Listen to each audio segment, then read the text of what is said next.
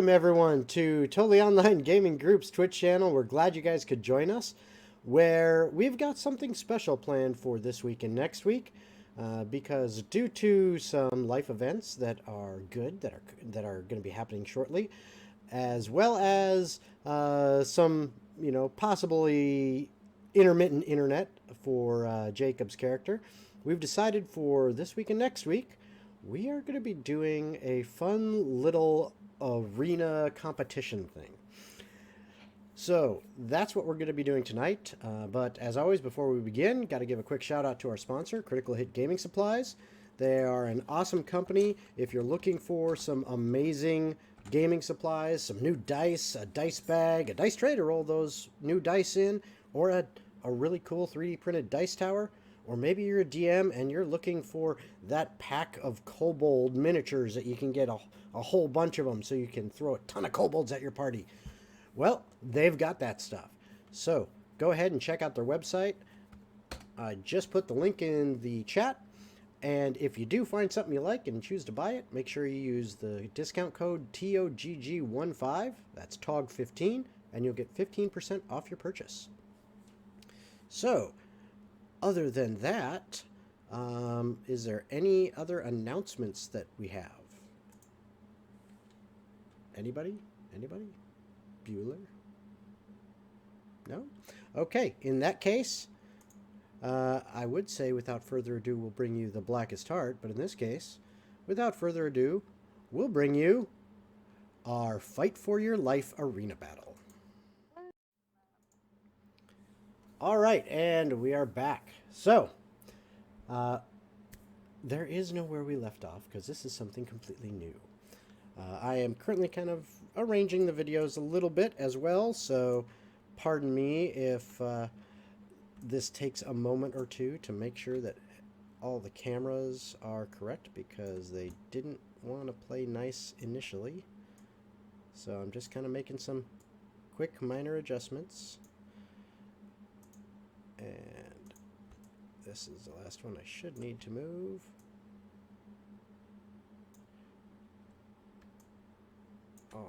Alright, so that should be good. And we can now transition to a little bit better camera positions for pretty much everyone. I might have to adjust this one too, but we'll deal with it in a moment. So, what we are doing tonight, as you can see in the battlefield before us,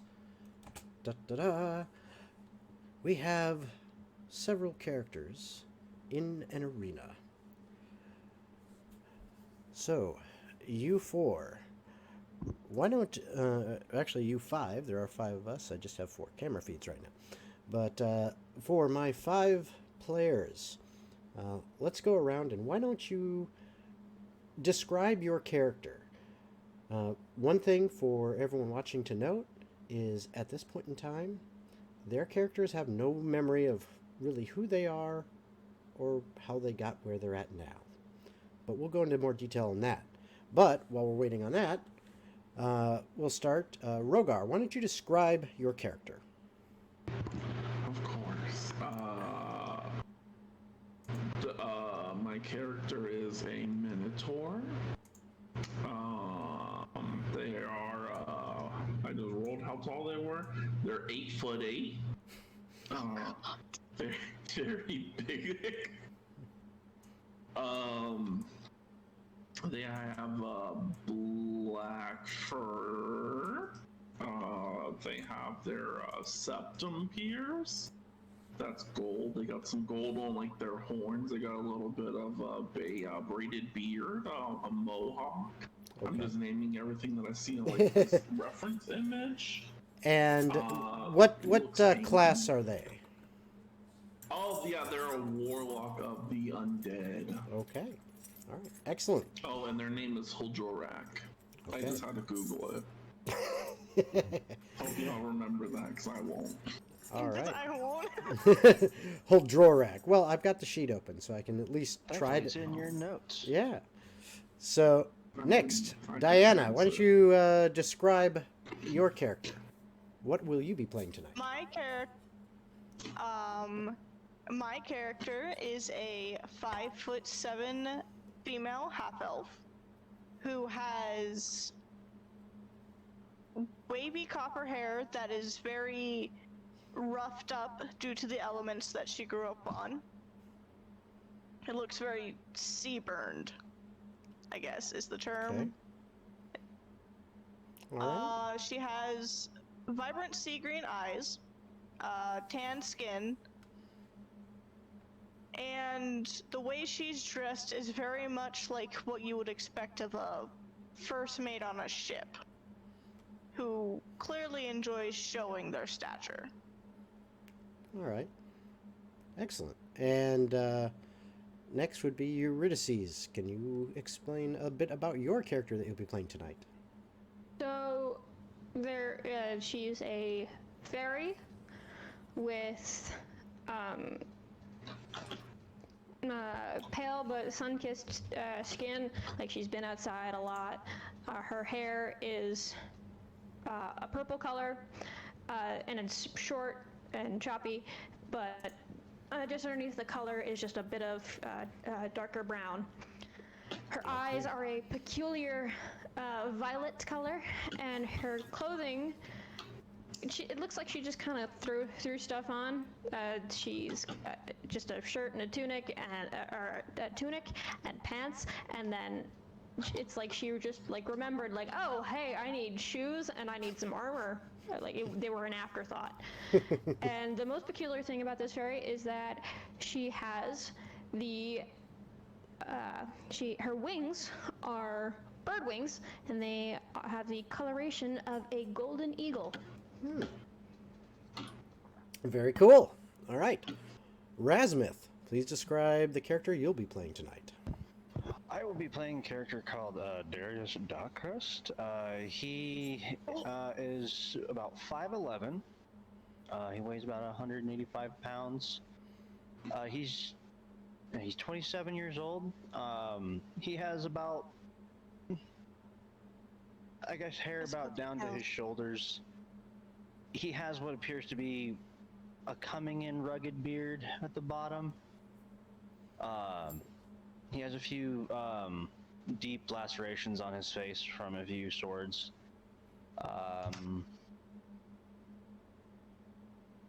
Trying to think of what else. And what race and class is he? He is a like physical human. details. He is a human. He has green eyes, about olive tan skin, so definitely likes to bask in the sun. Hair is black. And what class is he? And he is a fighter currently. A fighter. All right. Oh, my I character forgot is a to bard. mention, I'm Yep. a rogue. Yeah. All right. So there we go. So we've got. Right. So just to sum up, so we've got a Minotaur Warlock, a half-elf rogue. You said. Yep. Yep. A fairy. Bard. Interesting. And then a human fighter. And last but not least, Jacob, who will you be playing tonight? Oh boy. So I will be playing Iris, the female Levestis tiefling, with forest green eyes, 5'9", dark blue hair, and red leathery skin. Fairly young and fairly skinny for their stature, in a very nice, almost ornate-looking white furred outfit with purple and orange accents, as well as a headpiece with silvery ties going around and a bright, almost copper red as well, bun at the top of their head with a twig sticking out. Okay. All right. So I am also a druid. a druid. That's the There we go. final thing. So now we've got a little bit about how everybody looks and what they're playing tonight. So now for the rules, so that all of you know how this is going to go down. The players, the players, basically could pick from any kind of race and class that they wanted, and I allowed them to use either a rolling for their stats, 46, discard the lowest, and arrange to taste, or point buy, whichever their choice. But once they picked it, that's what they got. And the way this works is there will be multiple rounds of combat, or multiple challenges, we'll put it that way. And if the players currently are all level 1, if they survive and move on to the next round, they will instantly be given a magic item of their choice of the minor rare variety and be advanced to level 5. They will also start remembering a little bit about their background and where they came from, and maybe eventually how they got here. And this whole setup is going to most likely take this week and next week, so 2 whole sessions, about 6 hours of play. This is why I chose a character who doesn't use magic, because Yes. Lord knows I could not keep track of spell slots that meticulously. Now, I knew better. the other thing is, well, if their character dies, as long as it's not a TPK, they keep going, but they have to make a choice. They can give up a magic item that they've earned, and then continue on with that same character without having the benefit of a magic item. Or they can make a new character real quick of the appropriate level for the next challenge, and then use that one moving forward. God, I'm just imagining if these characters start bonding together as they survive these trials, and then one dies, and they find out as they enter the next area, just someone new just gets Hey, it's thrown me, in. Randall. Yeah. It's nice to meet you. Like, they have bodies to spare for entertainment. That's Yeah. a fucked idea. Mm-hmm. Welcome to And Rome. And last thing, because I Hello. just think it's a bit interesting, Jacob elected, most of the others I think kind of just picked which race and class to build their character with. Jacob elected to do something a bit different, didn't you, Jacob? Yes, so the character I am playing is 100% rolled for all of their stats, race, class, spells. Everything was kind of out of my control in terms of choice, and it was up to the dice to decide. Yep. So a completely random character going into an And arena. yes, I will do it again if I die. So Which will take far too long. No, now, I'll just do the fast, quick, Yes. randomized thing. Yeah, I was like, I mean, my character's pretty much random. I mean, I didn't pick my class, I didn't pick my subclass, I didn't pick my spells. oh, nice. So actually, there's 2 basically in there. All I right. just picked my race and was like, hey, let's go with it. I like it. I like it. It's my rad. So we'll see how this turns out. So now we enter the arena. Oh boy. The 5 of you all seem to come to awareness. It's not as if you were sleeping or unconscious or any other means like that. You find yourselves standing, but it's as if you had just opened your eyes and the light pours in and you're momentarily blinded by it. As you look around, you see sand at your feet. Looking further around, there's also rubble and pillars. Looking out further, you see walls extending 360 degrees around you. In some of them, iron grating that looks like a portcullis. In others, other doors that seem to be heavy and barred closed. Looking up further, you now see a stone railing, and on the other side of it, bench seating going all the way around. And then looking up yet further, you see a dais of sorts. Oh no, we're in a Coliseum. A viewpoint from which kings would watch. And realizing you are all in an arena, a large arena, one obviously built for the specific purpose of gladiator-type games. And standing in front of what looks to be thrones on this dais up high you see a very tall figure, maybe 15, 16 feet tall, wearing black and red robes, the cowl of the robe draped over his head so that you cannot see whether it is indeed a male or a female until you hear the voice. You are ready, I see. Welcome. I'm glad you could join us. His arms spread wide as his head seems to swivel from side to side as if looking at an audience. Yet you see no one in the stands. But he seems to be addressing them as he states loudly and clearly, I have brought together for your enjoyment champions from different parts of different realms to face off against my challenges. Can they succeed, or will they merely be food for my beasts? We shall find out.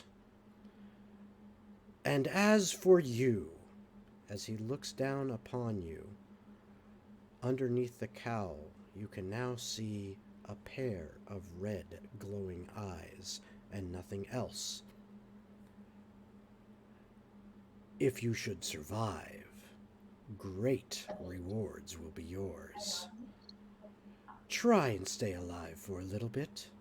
Give the people a modicum of entertainment, if you don't mind. Let the games begin. And as Can I? Yes. Go ahead. The fairy is raising her hand. Okay. He doesn't seem to acknowledge it. Excuse me. I have a doctor's note saying I can't participate in any coliseum or arena battles. Let me ask you this. Are you currently, like most fairies, maybe kind of hovering in the air with your wings? Oh yeah. Okay. You hear from pretty much all around you, like from the stands themselves, even though you see no one there, a raucous laughter from the crowd that doesn't appear to be there.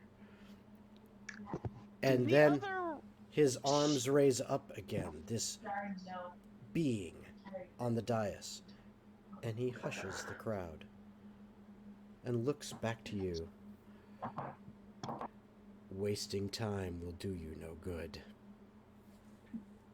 Now, question, TM. Yes. Is this person crazy? Insight check. Absolutely. It's one of the only things I can do. 8. You have no idea. They seem very sincere. Okay.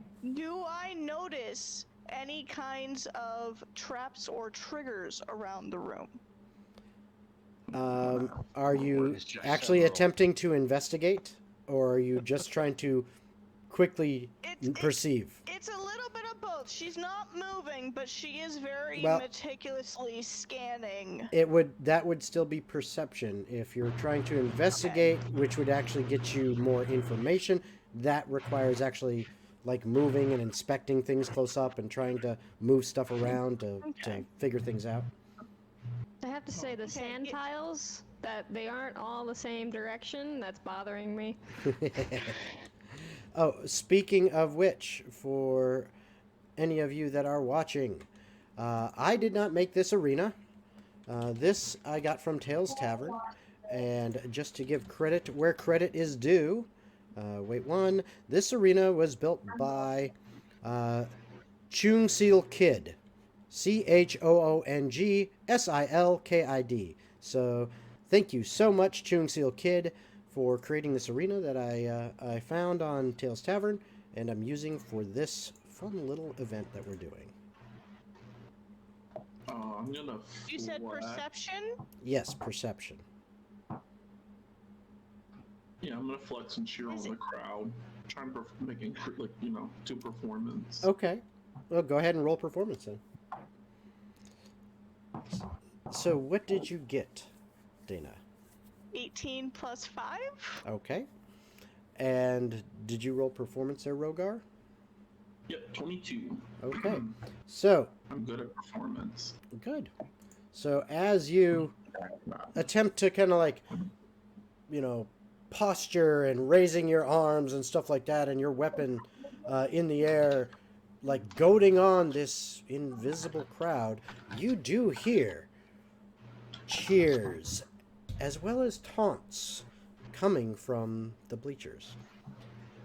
Now, also for those watching, to clue you in, the miniatures are not the exact creatures or things for each of the people.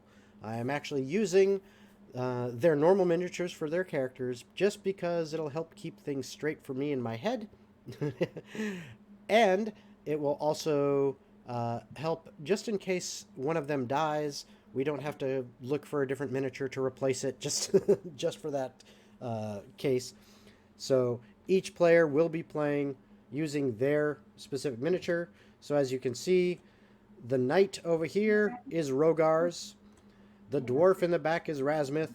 The one doing all the fun twirls is Eurydices. The obvious bard in the back is Diana. And the wizard miniature is, of course, Jacob, because these are all their normal characters, or at least as close as we can currently get in Tailspire, until that whole Hero Forge thing that they've announced is finalized, and we can start actually buying and getting those directly imported. So, looking forward to that. Okay. Anyway, back to the action. As you do this performance, you get a reaction, Rogar. And as you're looking around, Diana, you see that... Dinah, actually. Well, yes, Character's name is actually Dinah. Yes, but again, I'm using your normal character names just because it's going to be easier for me to remember. So, Diana, as your character is looking around, you do notice that on the pillars, the chains aren't just like fixed. It seems like there's some kind of lever mechanism with each of those chains. But as you notice this, and as the crowd is cheering, all of a sudden, 2 doors open up in the floor of this arena. And coming out of those doors are 5 lizard-looking creatures that are kind of a mix between some kind of lizard and what you're not sure. Lizards. If anyone is proficient in history, they can roll to see if they know what these are. Can I roll because I'm a bard? Yes, here we go. Yes, because you have bardic knowledge, I'll give you that. Could we say I might 13. have Yes, seen 5. performance? Okay, hold on one second. Got too many people talking at once. So, what was your question there, Rogar? Could we have said I've seen these in a performance? Nope. I'm shooting, yeah. No, I don't unfortunately have any not. proficiencies, you guys. Eurydices, what did you get? 13. Okay, and Jacob? 5. You Okay. sound very Eurydices, proud. your character actually has seen these creatures before. However, these troglodytes are actually wearing some pretty thick armor on top of their normally thick no. hides.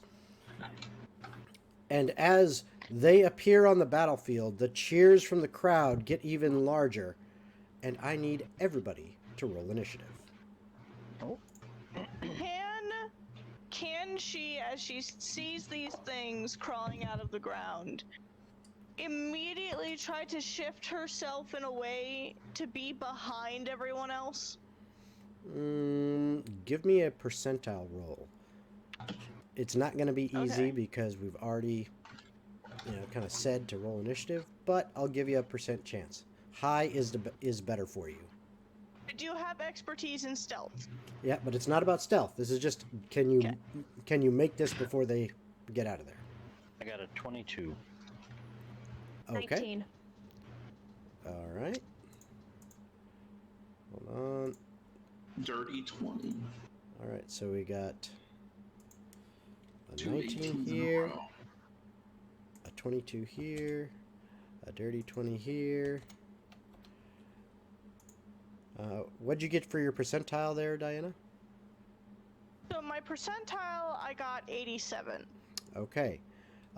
That is actually high enough. I give you a 20% chance that you'd be able to just kind of move a little bit before they finally got out of the doorway there.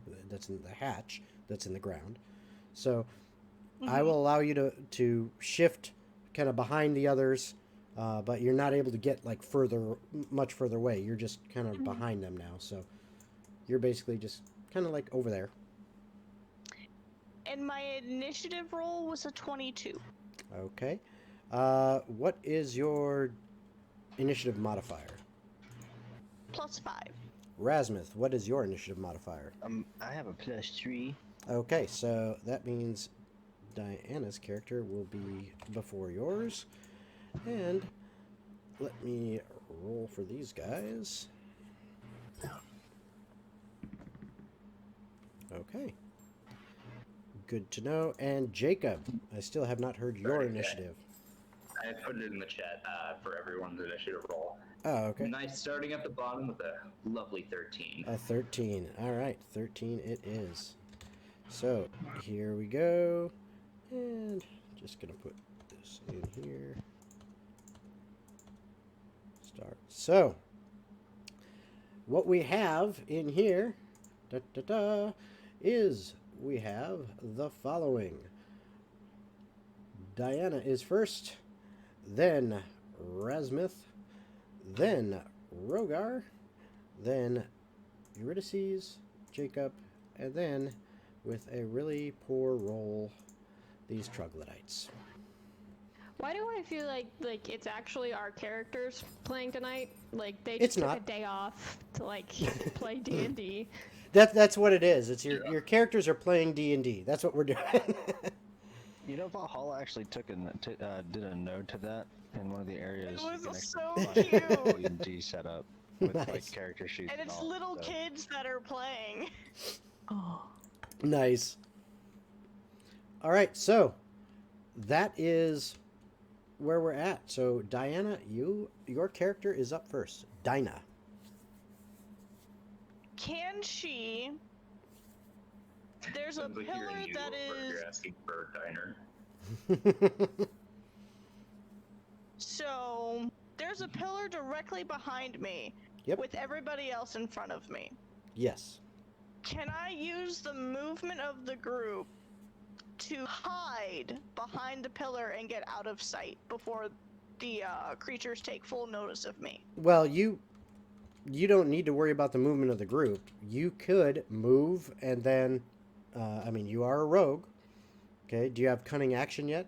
I don't believe at first level you do. I think it's a second level thing. No, I will be using Okay. my full action. Okay. So yeah, to- you can just move and use that pillar as cover and then attempt a stealth roll to try to hide. Okay. And Excuse I me. want to be able to keep my eyes on at least one of the monsters. Okay. Well, it's going to be whatever your line of sight I is. can. Yeah, it's going to be whatever your line of sight is. And if you want, you can go ahead and move yourself then behind the pillar, back over there. I don't know how banking line of sight works in this It's just line of sight is line of sight. If you know, it's basically just based on do you have a Okay. line of vision on them. If you can still see Okay. them, yeah, well there you go. Cool. Okay. Also, I got an 18 plus 9 for my stealth roll. Okay. Very nice. At first level. Because I have a Jeez. plus 9 for my stealth. Jeez. All right, so that is your turn. I gave her expertise. Yes. She Rasmuth. has a 20 dex. Well, that's what happens when you're rolling for stats. Yeah, I rolled So- an 18. 14. I got 3 6s. So, it is Razmith's turn, or Razmith's character's turn, as Razmith is currently playing D&D with the rest of the party in the Shifter Kingdom Yay. Castle. So how far away are these things currently from us? Right now, about 40 feet, and About there's 40 actually a feet. measurement tool. You can look right here. So yeah, they're, one of them's about 35. The farthest away is like 45 feet, but they're all currently kind of in a group. How large are each of these by chance? Medium size. Medium size, just like us? Okay, Yep. cool. Yep, just medium-sized creatures.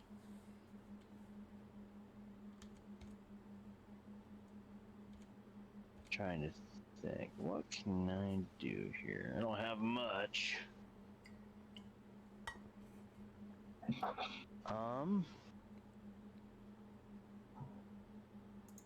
I would like to move back, and can I try and prepare a fire arrow? How far back? Sure. Yeah.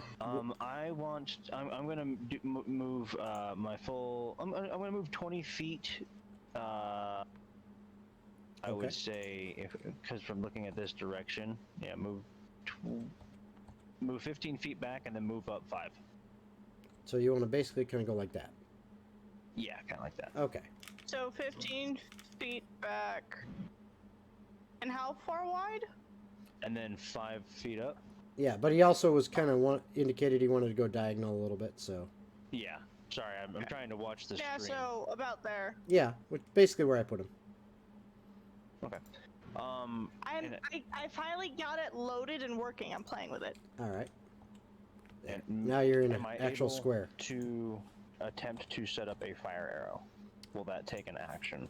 Yes. Well, what does it say on your sheet? Are you like you just like you're not using some ability? You're just I want to light an arrow on fire so that I've got an arrow with fire on it. Yeah. So I'll give you I that as a have- bonus action. So as a bonus action? I'll give you that as a bonus action. Thank you. Do you have like oils in your inventory? I have a tinderbox and I have hemp, Sure. I'll give you that as a Which bonus is- action. which Why is not? decently flammable. Okay. You guys are going to need help, so I'll give you that. I I appreciate feel like that. if we can think of creative ideas our characters would do, you're gonna let us do it, because technically, they're not actually level 1, so it's kind of like fighter instinct. Yeah. Like I said, I'm Um, letting you do it as a bonus action. Thank you. We are technically level 1. There is no. Yeah, there's no. As my action, I am going to attempt to shoot the one in the center. In the center back. Yeah, center back. Okay. All right. So that is. Oh, let me zoom in on him to get his number so I can see. That is actually Trigonite number 1. I have a longbow, which has a range of 150 feet. Yeah, you're fine. You're Okay. you're good. So go ahead and roll your attack. All right. 16. 16. That will hit. Hey. So go ahead and roll your damage as your arrow, flaming, flies through the air and Right. lands right in the shoulder, just above the heart of this thing, kind of deep in the meat of the shoulder, past the armor, with the flaming arrow on it. So I will say, Would you go say ahead it and would be a add 1d4? two more points of damage from the fire. Oh, 2 more. Okay. Mhm. So then that would be a total of 12. 12 points of damage. Very nice. Heck yeah. All right, so, yep, you go ahead and do 12 points of damage, and that really looks like it messed him up pretty good. He's not very happy about that. Can I tell that fire messed it up, or was it just the arrow itself that messed it up? As best you can tell, it was all of it. It's just damage. All of He did not like it. I'm just gonna shout to the group: if anybody has fire, use it. I have thunder. Use it. I don't It know might burn you. it. Thunder doesn't burn. It'll leave Yeah. it crispy. No, that's lightning. That's lightning. That's lightning. That's lightning. Taking things. All right, so that's Rasmuth's turn. All right. So, Rogar, your character is up next. the Hergergerberg, whatever his name. Hergelrak. Hajolrak. Yeah, bonus action, rip off his face. Okay. What? Using Form of Dread. Transformation. I don't have a face anymore. Well, I'm Okay. dead. That's fair. And I Yeah. get 7 plus 1 temporary hit points, so that gives me 8 hit points. Okay. 8 temp hit points for doing that. Guys, I'm also not really a close-in fighter. I'm not Algar. Hey, moving up. I'm gonna. None of us have to move up. They can come to us. So 5, 10, 15, I'm not gonna If I lie, have I'm to, not I will run but forward, I was and gonna I will die. do something stupid. 20. But I no, know I shouldn't. 25, 30. There we Okay. go. Finally. What seems like a good? I guess I'll start with I'll take out my crossbow. I'll aim for the one that was injured, and I'll I guess roll to hit. All right. I just keep rolling 18s. 18 plus Yeah. 4 is 22. That will definitely hit. One. Oh, I didn't know they added a color option. That's really nice. Yep. Oh, yes. Multiple colors now. For 3 damage, Okay. but on each of your turns, if you hit a creature, it needs to make a Wisdom saving throw. Okay. And what exactly was your attack again? Was it a? It was Eldritch 3 Blast. piercing from a crossbow. A crossbow. Okay. So Yeah. as you strategically run away and shoot your crossbow, and what is the range on your crossbow? Just curious. Oh What- shit! I forgot about What is the range stats on it? 82, 320. Okay, yeah, you're still good. You're still within the short Okay. range. Okay. So, as you strategically, very merrily bravely ran away, you whip back around and fire off a shot from your crossbow that goes true, and the one in front of the one that you were aiming at, his eyes go wide and he ducks as the bolt then slams right into the center of the one behind its forehead. Oh. And yep. He goes down. Oh, Oh. yay! Hey team, if you shoot it in the forehead, it dies, and then I'll throw my crossbow to the side because I can't use it anymore. Okay. That is your turn. Eurydices, your character is up. Okay, I'm gonna do something stupid. So, One of I us am. is bound to do it. Yep. Yep, thank you.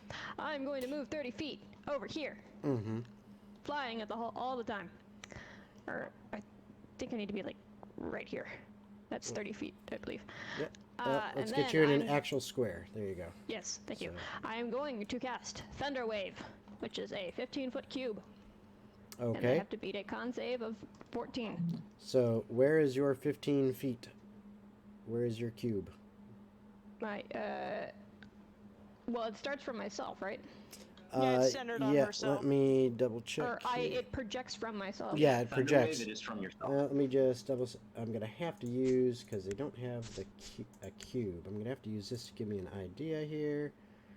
So that's 15, and then Or you could just look at the square that that, would I made. be which is basically the same.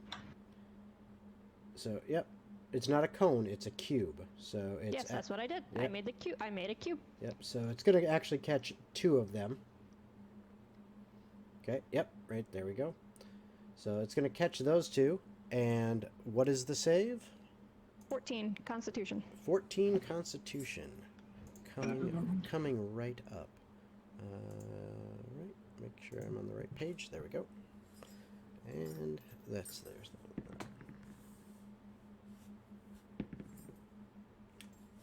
one. Okay, so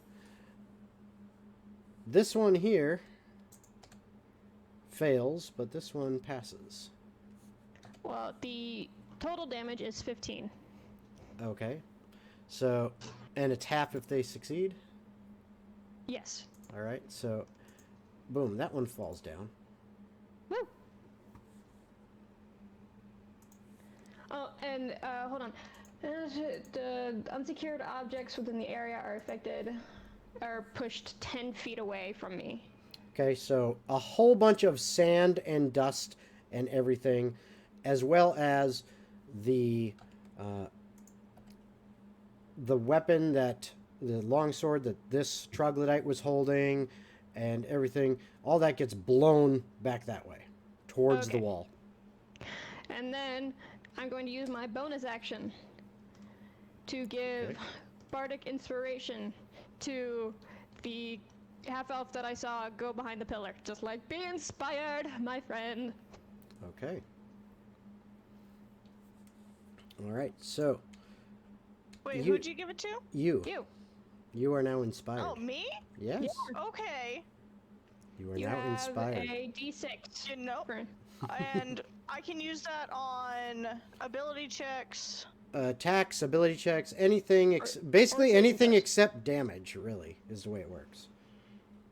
Good to know. Mhm. Thank you. I Yep. actually need that. No All problem. right, it is now Jacob's character's turn. All right. So let's see what I'm gonna do. I guess for this turn, I'm going to cast jump on myself. Okay. I am going to move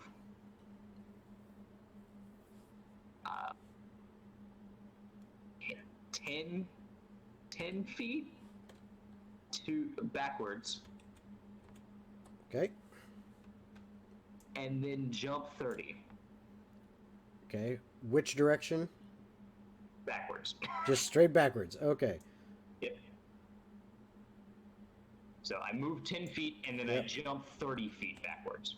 Okay, so you are now way back there. And that is my turn. Okay. That is fair. So, hold on. Nothing else. Okay, so I heard how your character was built. That is fair. let me do this just so that they come out of the initiative order. Because they are down. Woo. Okay, so now it is their turn. This one goes over here. This one goes here. And then Please help. this one goes here. Fuck. The first one, right there, Please don't hit he me. Please pulls on this chain. don't. Oh no. And as he pulls on the chain, let's see, how many do we have? 5. Good. So that is right here. Okay. As he pulls on the chain, the pillar to the south of you, like directly south of where you're standing, Eurydices' character, this pillar down here, all of a sudden, 3 large beams come out of each face of the pillar at different heights. Oh, no. So there's a total of 12 of them, 3 on each face of the pillar, and they're all at different heights. And the entire pillar begins spinning. No. This one here goes ahead and takes a swing How at... far do those beams reach all around the arena? Oh, no, no, no. They basically, if you look here, I'll put in a... they basically come out 10 feet. Okay. That makes me happy. Okay. I thought it was about to get incinerated and chopped into little pieces. Nope. Now, this one here, he's got a sword in his hand, Yes. but he just, as he was running up, actually puts it in his sheath. Uh-huh.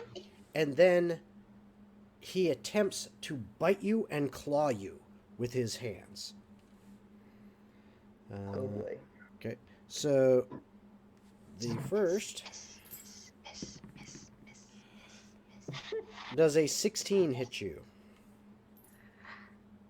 Yes. All right. I'm pretty sure that hits a lot of us at this Yeah. level. So He- Is it you have to get on the number or higher? yeah, equal to Yes. or higher. Okay. So you take 5 points of piercing damage as his mouth clamps down on your forearm. Almost Okay. feels like it's almost about to rip it off. Okay. He then pulls you closer using his mouth and reaches out with his claws. Does a 12 hit you? No, it does not. Okay. And I am pretty sure a 21 hits you. Can I? No, can I- that somehow doesn't hit. Exactly. Can I use prevent wounds with that one? You can. Yay. Okay. As you manage to wiggle out of the way of one of the claw strikes, but the other one catches you in your side, his claws digging deep in, and you take 4 points of slashing and damage. Prevent wounds is the amount equal to my spell modifier, which is +4. So. Okay, so what actually happens is as the claws come, you feel them starting to pierce your flesh, but a magical energy seems to flow over the skin at that precise moment, acting as a barrier, and the claws cannot penetrate through. Eh. The next one behind you.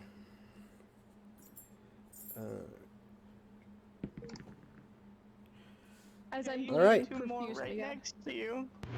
I can't heal people. Does a I got nothing. let's see, that would be a No. a 17 hits your armor class. Yeah. So what happens here, and let me just make sure on this because I want to. This is what happens when the squishy one, who's the magic user, runs forward. I needed. Happens when the healer runs Okay. for Yeah, I was All like, our right. healer's gonna die. Yeah. Okay, so now I need you to make either a strength athletics or dexterity acrobatics check. Dexterity. I'm doing acrobatics. Okay. Watch this bitch twirl. Does a 17 do it? No, he had a total of a 19. He had a 17 on the die as he shoves you Oh boy. out of the air, down to the ground, and you are now prone. Oh shit. Oh, that's not good. They can't do anything. And that is all he does on his turn. Help! And that is all 3 of them. It is now back up to Diana. Okay. Give. Throw some daggers. Yep, that's actually. Okay, I need to count.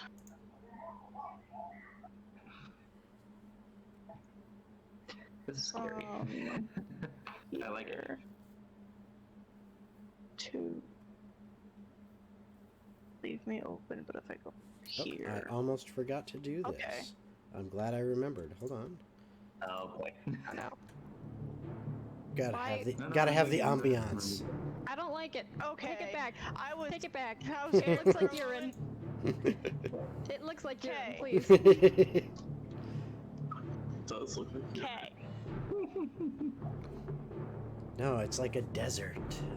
I don't. How tall are you, Darius? I'm 5'11". And I'm how behind Darius. how heavy are you? 185. Perfect. So, Dinah is going going to run 24 feet to her right, directly behind Darius to use him as a shield. Wow. Okay. And that's her movement. Nice. And then for her action, she's going to lean and take one of her daggers and chuck it exactly at the one that is latched onto Eurydices' character. Okay, so go ahead and Because move yourself to that position. is within the range I need. Okay, that's actually the one that clawed her. It's this other one that's standing on the hatch that shoved her down. It still reaches, is my point. Well, what is the range So- say for your Yeah, dagger? what's the range for the dagger? I believe it's Yeah, it's 60. like it's 20 to Is that a 60. disadvantage? 20 to 60, which means it is over 20 feet, so you will be rolling at disadvantage. Yeah. Daggers are Because it's not outside of super short good. range. Yeah, you can throw a dagger at 20 feet and roll it normal way, or you can throw a dagger at 60 feet and with a disadvantage. However, because of your very high stealth roll, which they can't even get that high, so they wouldn't have noticed you. You would technically have advantage, so they cancel out, and you are now at a straight roll. Well, there you go. Perfect! So you think that your sneak attack. Well, no, technically she still does because she was stealthed. I'm giving you guys extra options here, guys. Because they don't know I'm there, so I do Mhm. get my sneak attack, and this is amazing. Okay, and I'm gonna. So, remind me, the bardic inspiration, is it before I roll, or is it after I It's roll, but before I know the result? Before you know the result. Okay, after I'm gonna you roll, before you know see the what I result. roll, Yep. and then decide if I'm gonna use the bardic die. Yep, that's how it works. I wish I had more soda to go with my scotch. Which I'm going to use, and you said it was a 1d6? Yes. Yep. Okay. Okay, that brought it to a flat 20. Okay. So I know it hits That will now. hit. Yep, that definitely hits. So To go ahead and which roll I your do damage. A 1d4 plus 5. So 9 plus 1d6.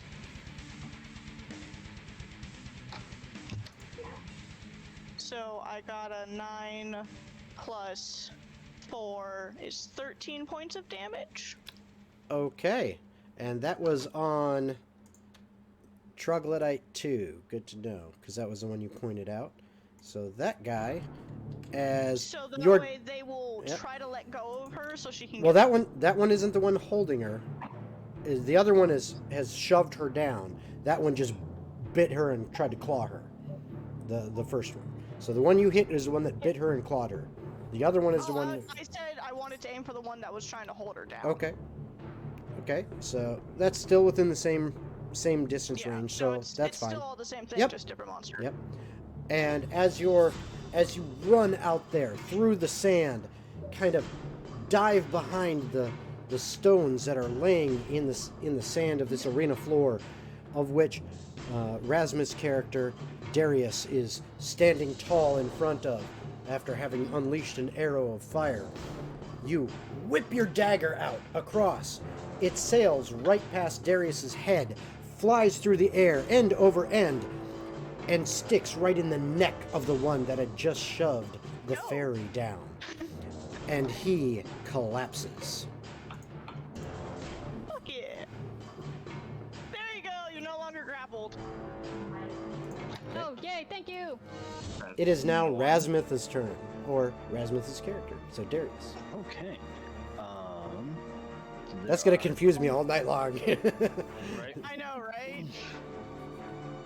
Maybe I should start talking like this. So, man, my character starts to move over here. Okay, where would you like to move? The real question is, who's the DM of their game? I. It's Antonio. Oh my god. Ah! Or Or it's like one of the dumbasses. It's Orion. No, No. watch it be. There's one time they play with Soon, who's the DM, and he goes, "And your final boss is me, the fucking dragon." So question. So I'm only seeing what I can see on the stream here. So I only see Yes. the two next to Eurydices. That's there were right. 5, right? That's right. There are 5 of you. There's you right here.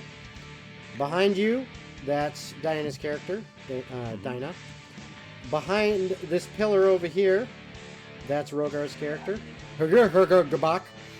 And then back over here, here's Jacob's character. And then Eurydices' character, the fairy, is down next to the 2 remaining armored troglodytes. 2 remaining? I thought there were 5. There were 5, and you guys wiped out 2 right away, and then... I didn't see them. Yep. Because I I thought just they took had out the moved third. up. Yep, she just Okay, took out the thank you. 3rd. My Oh bad. boy.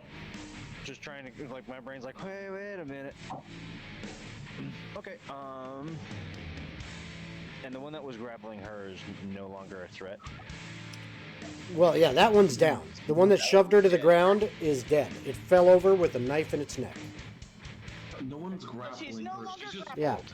Yeah. Yeah, she never was. grappled. She's She just never was. prone. Yeah, she was just Either way, push she prone. doesn't have a monster right there to grapple her now. Well, she still does. I mean, there's one standing right next to her. I'm helping, is my point. I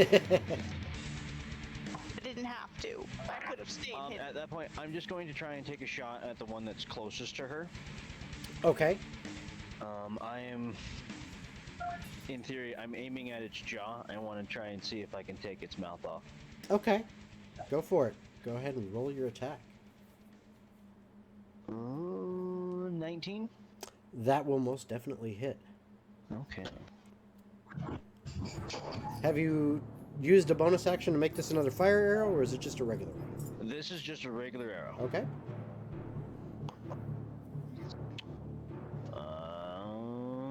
This will be 8 damage. Okay. As your arrow does fly true and sticks right in its jaw, you see several teeth just fly out of its mouth. Its jaw is still attached, but dang, it's got an arrow. Like, this thing's got a new piercing now, you know? So if it survives, it's going to look really cool. That's what I wanted to see.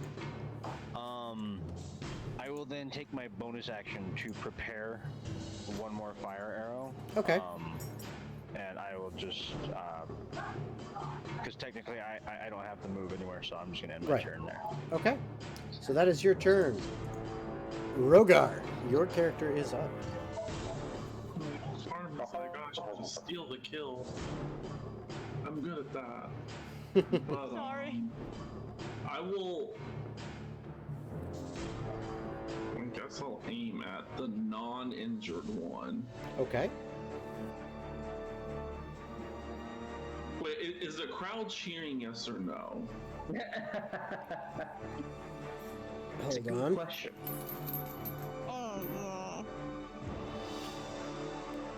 You actually hear more boos than cheers as these troglodytes seem to be getting taken down.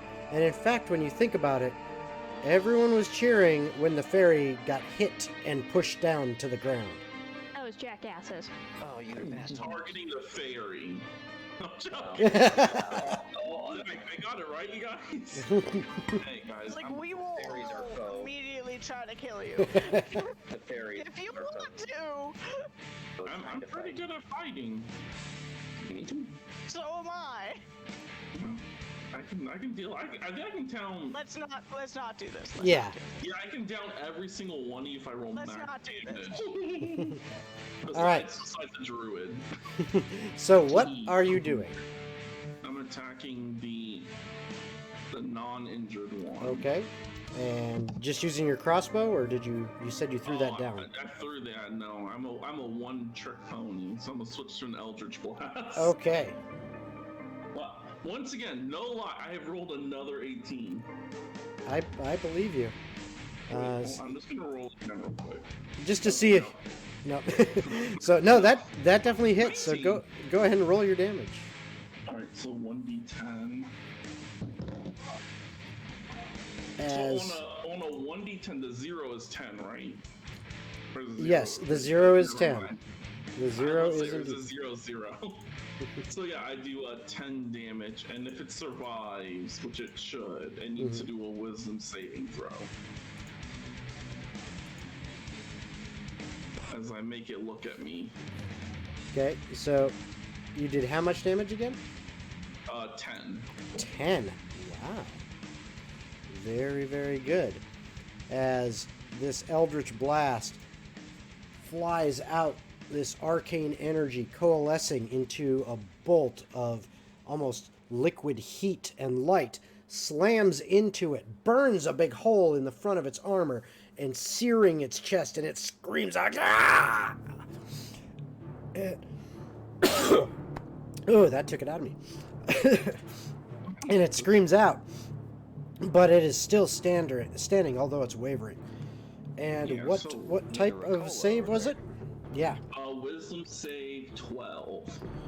And wisdom. Success. It's not scared of me then. Nope. I just heard it really bad. Right. And that is your turn. Yeah. Yep. Eurydices. As it is your character's turn now, I need you to make a Constitution saving throw. Oh boy. Whoa. Whoa. What are we going to do? Dirty 20. Ooh. Okay. You feel this wave of nausea rush over you as you catch a whiff of the stench coming off of these things. It's almost overwhelming. You almost feel like you're going to throw up, but you kind of grit your teeth and fight back the urge. And you feel okay, yet just mildly nauseous, but no real effect. Okay.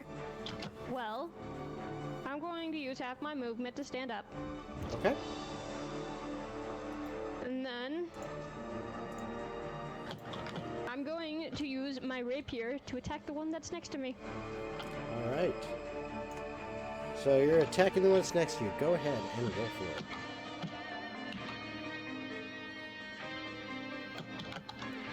It's a 21 hit. Yeah, that hits for sure. Yay! 9 damage. As your rapier slides past his defenses, foolishly having sheathed his longsword and not able to defend against you, it pierces his heart and he falls down. Good. And then I'll use my bonus action to give another bardic inspiration, this time to the human dude I see.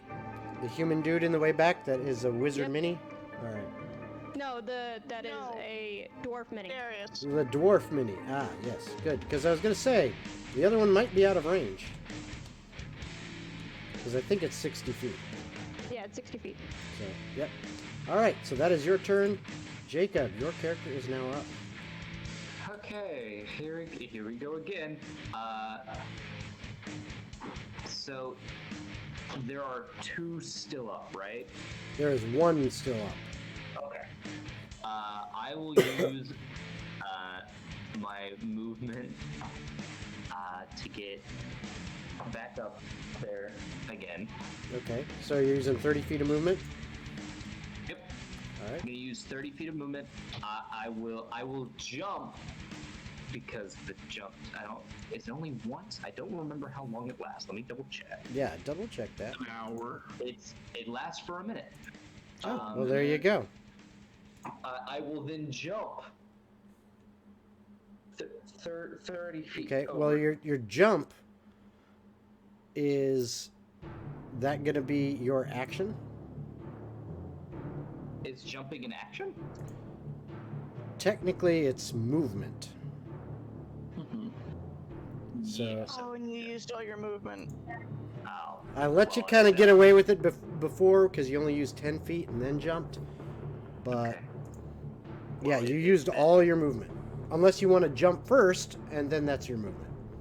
But then you are out of movement anyway. Like jump took like 5 feet. So no matter what, I'm out of movement. Mm-hmm.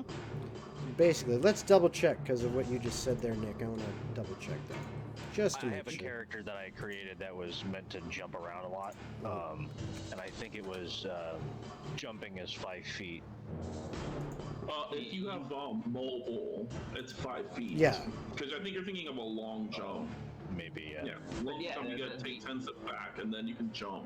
But it still requires your movement to go further than your movement. Yep, Well, yep. If that's the case, then I would move T forward and then jump 30 feet. Okay, that'll work. I'll do that. So you basically get Because, 10 more feet out of with it. With jump, my jump distance is tripled until Yep. the spell ends. So I'll give you that. So you get 10 more feet out of it, basically. Yep. So now you find yourself, I should be practically back where I yeah, started. pretty much, and close enough to I'll say close enough to 30 feet away. 30 feet away? Yeah, you're technically 35, but we'll say 30. Close enough. That's not close enough, but that's fine. I will use Ray of Frost Okay. as my action. Okay. Power of the cantrip. Go.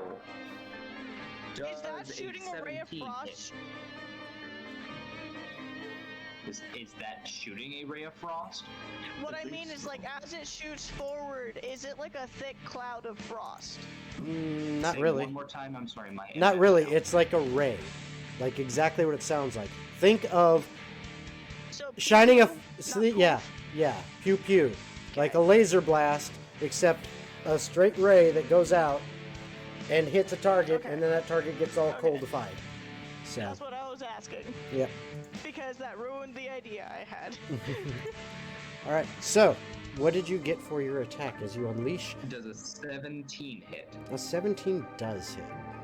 All right, and they take 7 points of cold damage.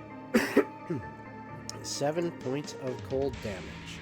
All right. And as let me get Their this up. movement is reduced by 10 feet until the start of my next turn. Ha.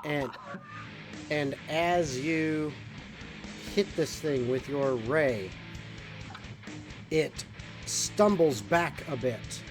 And let me see if I can manage this. Barely. As it does, it grabs the chain and yanks again as it falls over, dead. This time, as the chain gets yanked,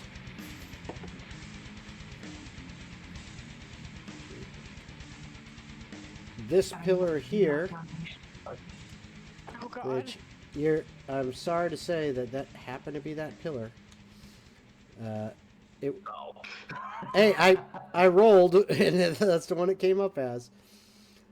So right next to you, Rogar, as just like the other one, 3 metal poles basically pop out at different levels, okay, on each of the 4 sides, and it begins spinning. I need you to make a dexterity saving throw. Okay. Too bad. Come on, believe in yourself. Roll high. Roll high.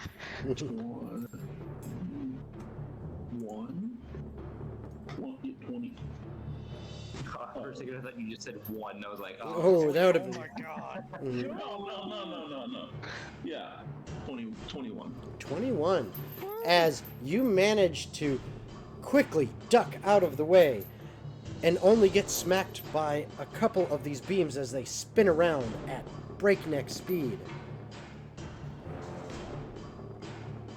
You take half of 11 damage, so you take 5. That's only my 10 hit points. I'm fine. And as it falls to the ground, you hear from those in the stands, "Boo! Boo!"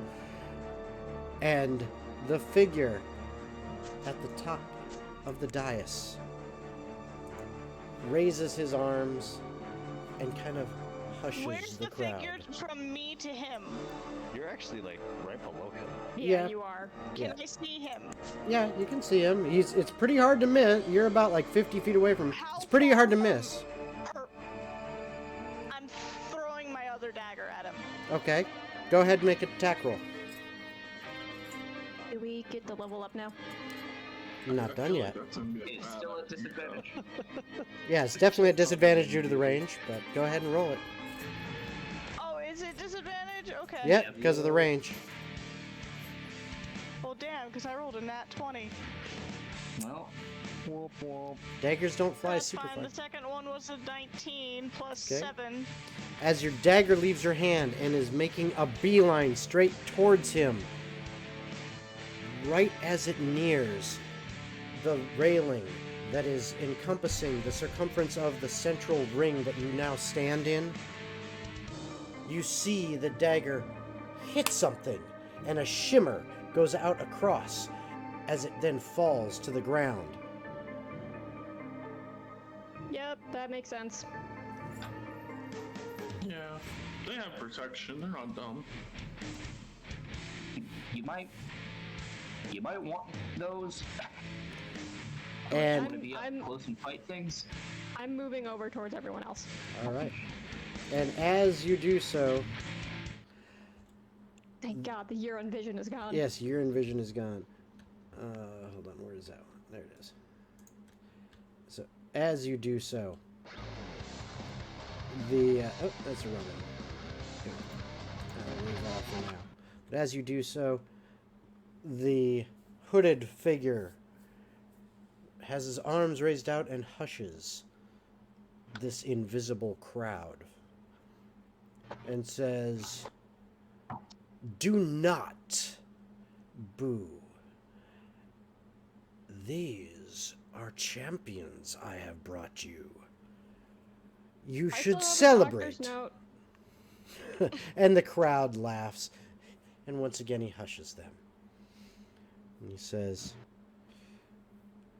"Well, your doctor's note is no good here, but for surviving this very first challenge, I will grant you each a gift." And as he says this, each of you feel strength just surge into your bodies. You now are 5th level, so feel free to go ahead and bump yourselves up to 5.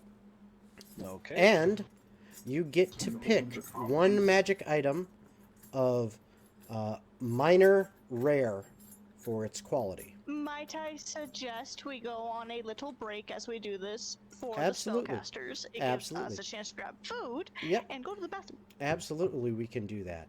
Okay, And but before we take the break, Before we take it, yep, go I ahead. would like everyone to know Mhm. I rolled which category of magic item for the staff, and then I rolled to see what staff I got, and I got Staff of the Adder. So, I mean, I feel like I was doing pretty well. Okay, and is that What's a that? minor rare? If it is, very good. I do not know if it's considered a minor rare. It is an uncommon. Let me look. Oh, if it's said uncommon, then as long as it's not a major uncommon, you're good. So hold on, let me just double check. Yeah, Staff of the Yeah, Adder, staff uncommon. Yep. I picked a barrier tattoo because D&D Beyond doesn't tell me if it's minor or not. Yeah. It just says uncommon. Staff of the Yeah, Adder that is a just gives you Staff the of the Adder rarity is level. Staff of the Adder is a major uncommon. So unfortunately, How do you see Okay, that's that? fine. that is minor and major. It's all based on basically how powerful it is, and based on the power levels comparatively, there's differences to figure out the minor and major. But I have all of these things already categorized and figured out in the magic item tracker sheet that I created in Excel to track everything for you guys as far as your could party send magic it items. My way so I Can can you- roll. Send that. Yes. Here, let me do 'Cause I don't this. remember. Alrighty, into break. We will go. Yeah, well, not just yet, because like I said, before break, there's something Oh, I no. wanted to do here. So- I, I will copy this over, and then you'll have that in Discord on the break. But what I was going to tell everyone is prior to us taking this break,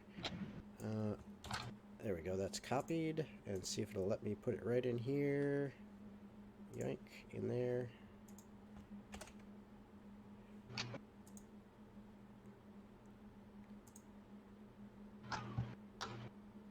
Okay, so it's loading them, I think. All right, so before we Not take ready to this file preview. before we take a break, so as he's telling the crowd, to cheer for you, and he gives you this gift. You also experience the benefits of a short rest. And then Hey. something that So do we not have the benefits of a long rest for the No. level? not yet. Maybe not ever. So how You do we do not know. that if we end up taking damage?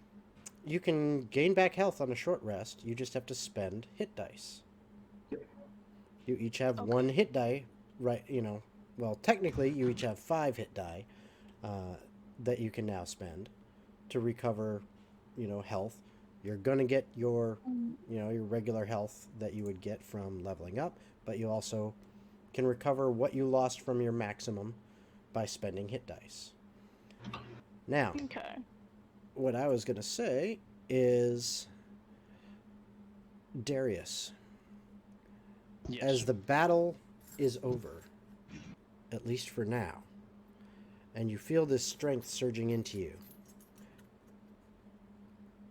all of a sudden, you remember you had a wife, Katrina, and a brother, Sarah Leone. Is that how you do? Yeah, this is Cerealian. Ceralian, okay. And there was some kind of conflict that made you feel angry at your brother. Very angry at him. You can't remember exactly what it is, but it now sits there, burning in the pit of your stomach. My brother did something very bad. Something to do with my wife.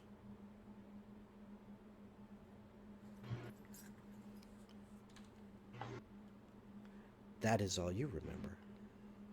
Okay. Dinah. Yes. As the strength flows into you, you almost feel as if a cool breeze is washing past you with the smell of salt on the air. And for a moment, you have a memory of standing on the deck of a beautiful sailing ship, standing next to a formidable-looking man who's got his hand on your shoulder and a smile on his face as he is looking out over the deck at crew scuttling to and fro.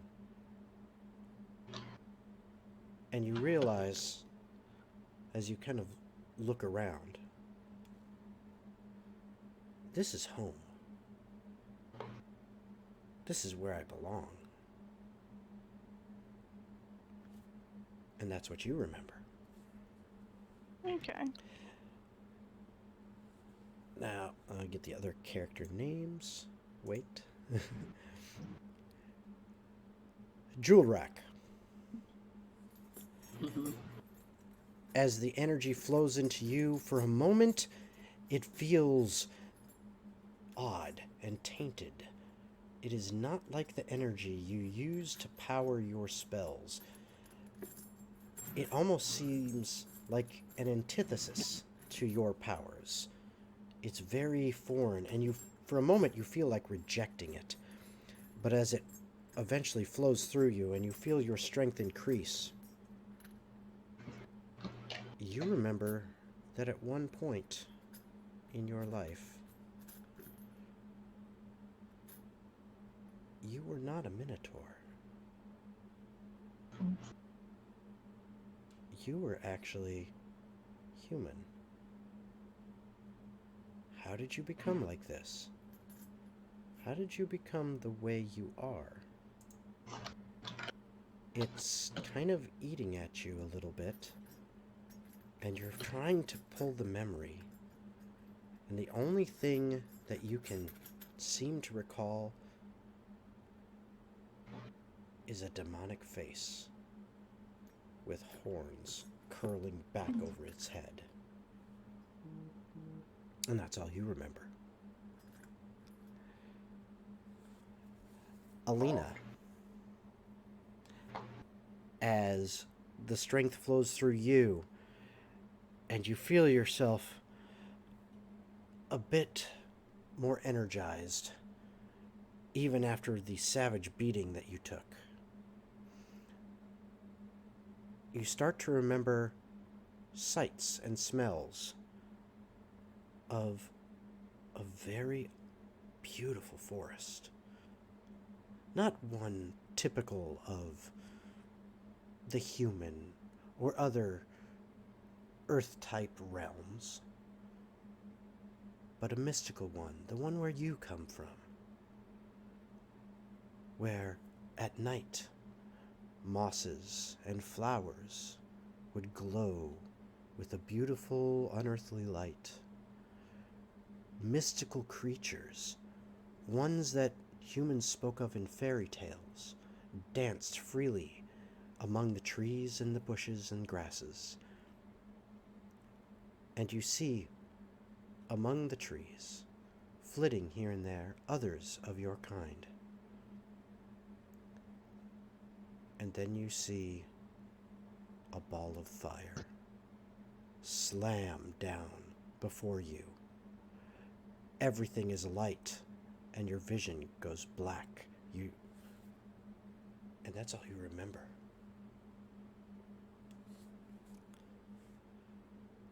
Yaris.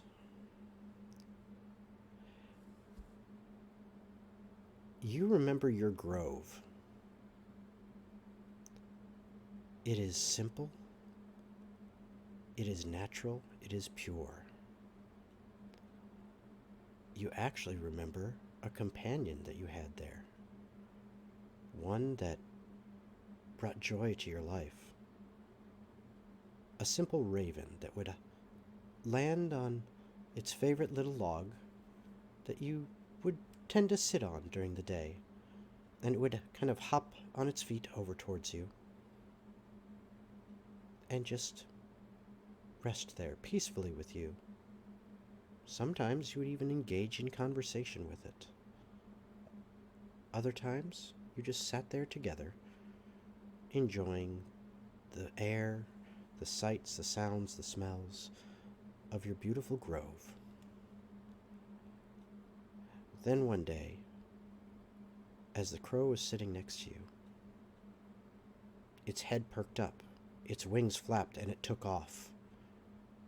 And you felt this rotting force seeping in to the edges of the extent of your grove, of your territory. Something bad was encroaching. And that's all you remember. And that is where we will take our break. So, I hope you guys enjoyed that. We will be back shortly. Give us about 10 minutes or so. And that'll give time for the players to increase their character levels, get everything set up, and then we'll see what's going on then. All right. Be back in about 10, guys. All right, everyone, we are back. Now, I assume we introduce ourselves to each other. Yeah, you have a little bit of time as you're kind of resting and recuperating. Hi, howdy, hey. You now know my character's name is Alina.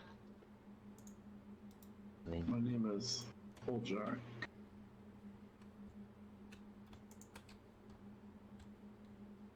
I'm gonna need everybody to write down their names in the chat.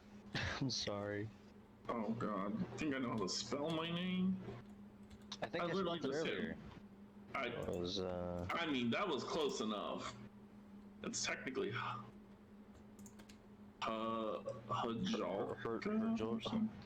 jaw rack? It's just H. It's just a huh sound. Yeah, Hajal. Or something like that. I didn't Darius go to school. would introduce himself as, Darius, and he definitely looked gruff. And he's like, at first I thought this was hell. Or that or I drank way too much. You guys can just Or call maybe me a bit of H. both. Maybe a bit of both. Bit of both. Do you really think it's a good idea to be sharing niceties and sharing everybody's names? Well, we have nothing else to do right now. Well, I like to know the people that I'm technically forced to fight with. Yeah. Are we sure it's just fighting with each other? Well, if it comes to fighting against each other, well, I can simply Yeah, I thought it was fighting against each other at one point, I'm gonna be honest. You, 'Cause, you know, sir. The crowd Do wasn't any cheering of us for it. know why we're here? Nope. Does anyone else remember Amazing. how they got here? I woke up here. Everything's a bit blurry, but I'm seething with rage right now. Same. I'm fine. All right. You guys should just be fine. And have you all And while found a while magic I can item? take a breath, I will. Yep. Yes. I got a bag of beans. I have a I moon. took the immovable rod, Ah. cause I'ma shove it up somebody's immovable ass. Armor. All right. Where did my... Oh. All right. So you are all now level 5.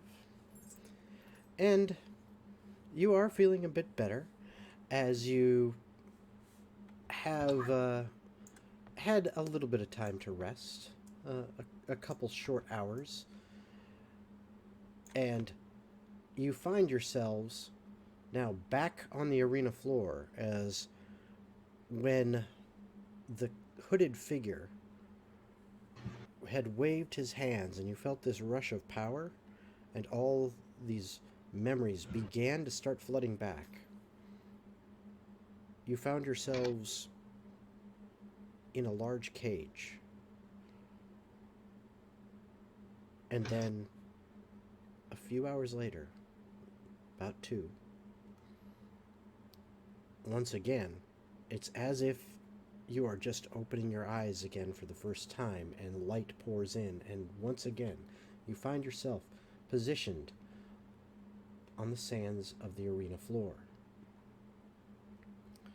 So are we just going to follow the same logic as last time, which is make sure none of us die? That sounds good to me. That sounds like the favorable plan. Pretty sure I can't die though.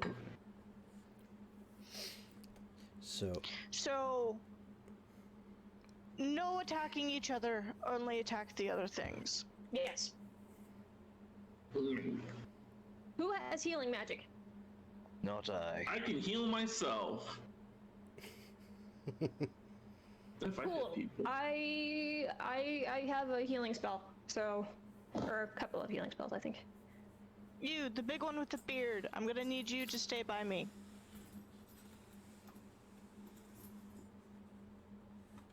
Who are you referring to? The big one with the beard. that would be Darius. Oh. Okay.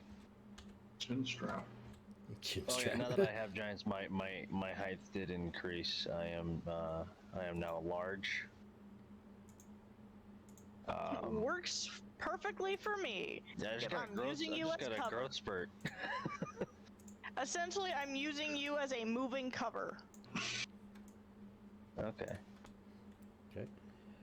And as you are all once again on the arena floor, you realize that during your time spent in the cage, wherever it was, you would hear more shouts of "Yay! Yay!" and cries of battle, as if others were competing in this arena besides yourselves. Now looking from the arena floor back up at the figure, hooded, standing on the dais. Once again he says, "I hope you have all enjoyed the festivities so far. Now we bring you once again these champions. They have succeeded in their first challenge. Not all were so lucky in theirs, but this group seems to have overcome a minor difficulty that I laid before them. Perhaps we shall give them something a bit more challenging this time." And he waves his arms. And from behind you, you now hear a mighty roar. As you look and see... Oh. You're cute. 3, and no, unfortunately, I only have one choice in these. You see 3 dragons standing before you. One, quite tall, towering over. The others, closer to your own size, but still formidable beasts, with bronze-colored scales shining in the sunlight as it glints upon them. And the one standing in the middle. Wait, what color were their scales? Bronze. Okay. And the larger one standing in the middle, seeming to tower over the other two, almost as if it's protecting them, looks your way. And I need everyone to once again roll for initiative. I just rolled a d8 because I wasn't paying attention. But I got an 8, so... 21. 23. I got a nat 20. Ooh. Nice. Wasted. Nat 20. Well, I got a 10. you can call it wasted, but I still think it's cool. I'm gonna cheer on the crowd. Come on, guys, let's get hyped. Woohoo! Woo. Nat 20! Nice. Oh wait, what spells Okay. do I have? Oh, that's a good You good want thing to mine? know. I got a 21. Okay, this is gonna be fun. I got a 27. Hold on. Gotta type some things in real quick. Oh. Okay, that works with me. Oh, sweet. I was nervous. Guys, I am good at words. I'm still nervous, but you know. At least that's a big spell. Okay, so Hey, Dinah. Julrek, You you said wanna- you had a 23. Rush forward and use Yes. your Rakish Audacity. Dinah, you had what? 27. 27. Alina, 21. 21. Yaris, Oh, sorry. It was a 19. 19. Don't even know your own name. And Darius, I got a 10. a 10. All right. And Well, as far as your friends there, I'm sure Darius is going first. Right? I'm bringing up the back. Are you sure? I think you're going number 1. I have a plan for you, Darius. All right, there we go. So now, the initiative order is as follows. Oh boy. And hold on, let's Oh, I Let's was like, get it's rid of just these. us. let's get rid of these. Let's see here. So I can What did Zeke's reorder character get? everyone. I'm a So- 19. Okay.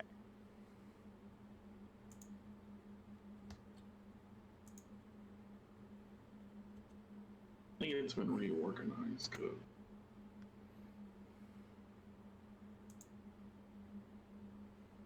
I got way better than last one. All right, there we go. Now, everything is in turn order. And you see behind you The these dragons. And now, time to set the Wait. scene. why is Jacob first? Why is Jacob He is not. first? He is Yeah, he not. hasn't I don't changed know it. why. It ended on Jacob's turn, I think, last There we time. go. Well, then that makes sense. Okay. So, what kind of a thing would it be to perfectly mimic someone's movements? To stay directly behind them so you're not seen. Mhm. Well, if you're trying not to be seen, so it's not necessarily that you're trying to mimic their movements. You're just doing whatever you can to, to be stealthy, and whether that's mimicking their movements so that you're hiding, using them as cover so that you can hide, or or something else in order to do that. It's all still would be stealth, so that's still a stealth roll. Okay. So Now, I'm gonna put in perspective yeah, to you and now- what it is she has in mind she wants Okay. to do, and you can Now- tell me what it is. Okay. Now, technically, unless you have I think it's the either a feat or a racial trait for halflings or something like that allows you to hide behind allies. Normally, you can't do it, but because Darius is so big right now, I'm going to allow it. Even though you That's don't. what I was thinking. yeah. He's an entire size bigger than Yeah, me. so I'm the gonna only allow reason it. this works. He's gonna get even bigger soon. Mhm. Oh, great. So what Dinah's gonna do is she's gonna stay behind Darius, and however Darius moves, attacks, she's going to keep her body moving with his so they don't see her directly behind him. Okay. So By you're. doing that, Yep. she wants to hold an attack, so when he makes one, can she then trigger her action to sneak attack them? Okay, so what I will do is the way the rules work, you can, if you choose to hold your action, which would be holding your attack, you are foregoing your movement and bonus action in order to do so. However, Okay. just because it's fun and I'm allowing random shit during this, I'm gonna say fine. Dope, because she was gonna use her bonus action, cunning action, to stay hidden behind Yep. him Yep. So what and just let her movement mimic his. exactly. So what I'm going to do though is, if that's what you're doing, you're basically right now kind of foregoing your turn. And then when it becomes Darius's turn, and when he moves, you'll move right behind him. And then when he attacks, we resolve his attack first, and then we'll resolve your held attack. Okay, and do you want me to roll my stealth now to stay like Yep. hidden in it behind him / his shadow, I guess? Absolutely. Okay. Don't fail me now, please. Boot the snoot. Oh, I might be able to boop the snoot. Oh, I got a 31 Okay. for my stealth. I got a nat 20 plus 11. I was about to say, excuse me. wait.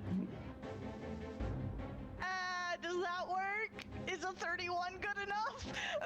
As far as you know, you feel very well hidden.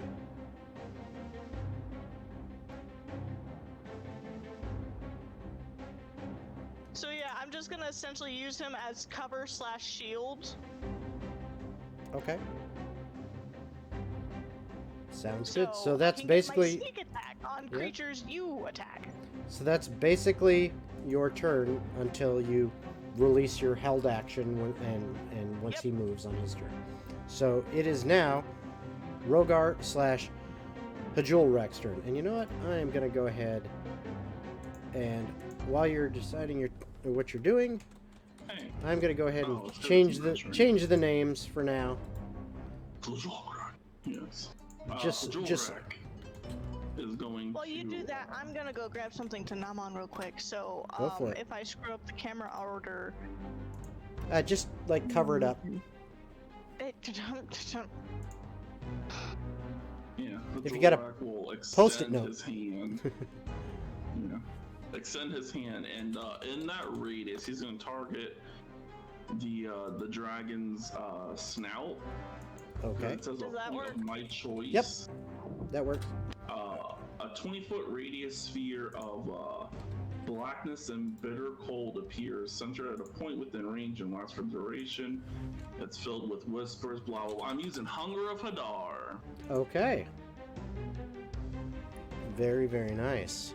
Yeah, so the void creates a fabric in the space, giving it difficult terrain. Any creatures that start its turn in the area take 2d6, and any creatures that end its turn there take 2d6. Oh, and everyone that goes in it is blind, and you can't even see even if you have magical darkness vision, Mm-hmm.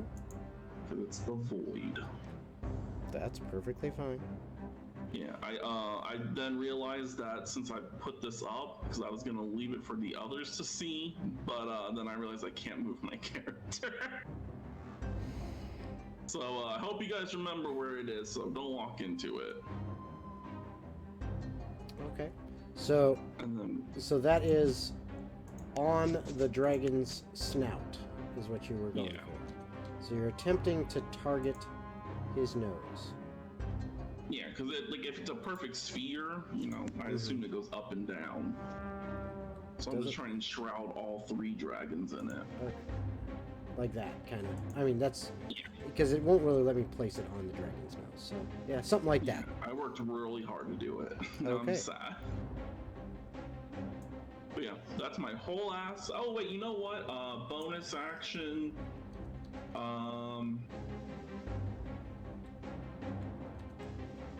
Should I do it?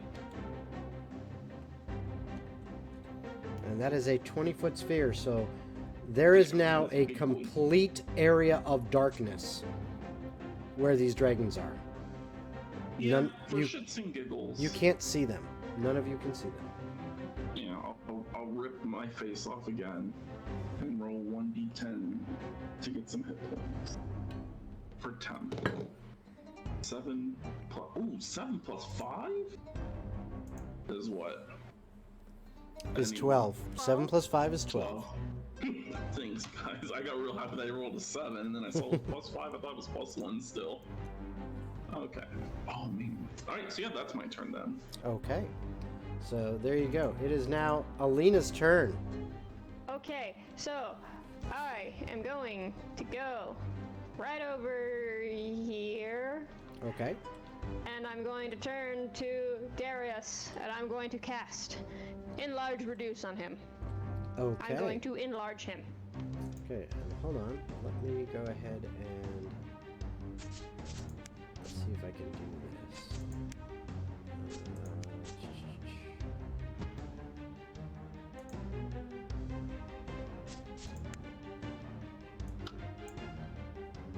I have appeared. Hold on 1 second. Come on. Won't let me do it. Darn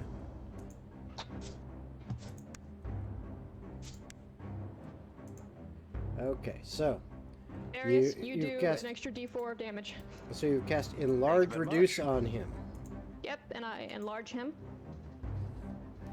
You are now big, yo. And then I am going to do my bonus action Healing Word on myself. Okay. Oh, yeah. Never mind. Ignore that. All right. So that is your turn. Okay. It is now this dragon's turn. Oh yeah, I forgot to move my thingy to be behind him. That's okay. That's okay. We'll take care of that. Okay. So this area of darkness now moves forward and stops right there. And it is currently basically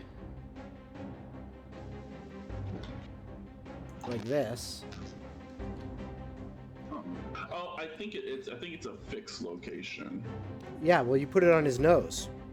Oh wow. Hey, okay, I'm fine with that. I think it's more about this size. Well, it does say 20 foot radius. Well, yeah, that it is a 20-foot radius. I've just put it on his body. Oh, you put it on the body. I see what you Yeah, did. Yep. it's floating. Yeah, there you go. Yep. So, we're not in it. I'm fine with that. Yeah. As it is its turn. It's moving. Yep. So it started its turn. So so it takes 2d6 cold damage. Yeah, and it automatically takes a cold, and then at the end of its turn, it needs to do a dex save. Yep. And yeah. All right. So let me just take a look at this guy real quick. Yep. So go ahead and roll your 2d6 damage. Double sixes. Nice. Very nice. Damn. You're gonna need it. Purple and white. Okay. Wait, Tenebris dies. I don't like the way you said that you're gonna need it. Yeah. Okay. Yeah, so 12 damage. So now the dragon from Let's see, so. here. Let's see, that is goes all the way basically back to here. Okay. I've got the angle wrong, but basically it's going right through where you are, Darius. Does this open any attacks of opportunity at all? Not this. Wait, As what are you doing? as its head lowers and its mouth opens, you see, going from one tooth to the next, sparks of electrical energy, and in the back of its throat, this ball of electricity burst forth in a line of lightning that streaks straight through where you are standing, Darius. I need you to make a dexterity 15 save, as well as... I was actually just about to ask. Yes. Can I use my reaction Uncanny Dodge to essentially use his body as my shield? You know what? I'll allow it. I'll Can I allow use it for cutting this. words? He's ginormous now. Yep. Can I use cutting words to bring down the damage? You can absolutely do that. I will say. So I need you to make a dexterity save. Complete darkness. No one I saw got this beam of light 23. I come got a nat 20. Okay, nice. So- Another nat 20. Wow, we got some fun nat 20s coming on here. Woohoo! Yeah, get the nat 20s. Nat 20 spam incoming. Yay! Bam! I bring the damage down by 5, just so you know. And I also Okay. say, sit down, John, you fat motherfucker. Okay. For my cutting words. Okay. Oh, I have a quick question, because I hate to be like the bearer of bad news. Do you need to see the target to be able to cutting words it? Or is it Good the question. damage that you're cutting words? Because technically no one can see the dragon. Actually, once it's within 10 feet of me, I can. Yeah, well, you don't want to go in there, because you'll get beat the fuck At the up. current moment, I can't see it because it's just far away enough inside the bubble. But once it's in 10 feet of me, I can see it. Yeah, I don't think I can see it then. I don't have dark vision, Alright. I don't think. A dark vision As- doesn't help either. As Or this whatever. this bolt of lightning shoots forth from its mouth, and you take half of 41 points of damage, so you take 20. I take 20?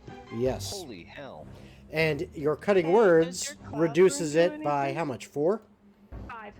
5. So you actually only take 15. Ooh. Yep. And Fuck you, dragon. that is its turn. It is now Yaris's turn. And right now, you currently can't see the dragon. You just see this. In fact, you didn't see the maw open. What you saw was some sparks issuing from inside it, and then just this bolt of pure lightning energy burst forth and slam into you. So none of you can actually see this dragon. You can see the other two now in the back, but you can't see the big one. The dragon needs to do a dexterity saving throw. Okay. Not a problem. 14. And your DC is 14? 14, yeah. Alright, that is a pass. It doesn't take any damage. Okay. So, Hey, perspective for me while you do this. How tall is the dragon and how tall is Darius right now? Darius is about 15 feet tall. This dragon is... Well, let me just double check the details on here to get a better idea. It is considered large. So, it is technically about almost the same. It's more like 12 feet tall. I know it looks bigger, but it's also on like a stand. So, but it's about 12 feet tall or so. The other ones are closer to like 7 or 8.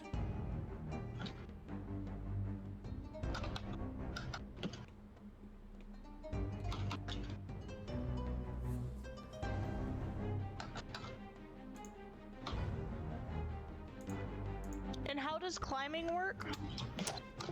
Climbing would be an athletics check versus the DC, depending on what you're trying to climb. Are you climbing me? Is it like 1 foot for 1 foot? It's 2 foot for 1 foot unless you have a climbing speed. So, I would like to move off to the side towards the pillar Oh god.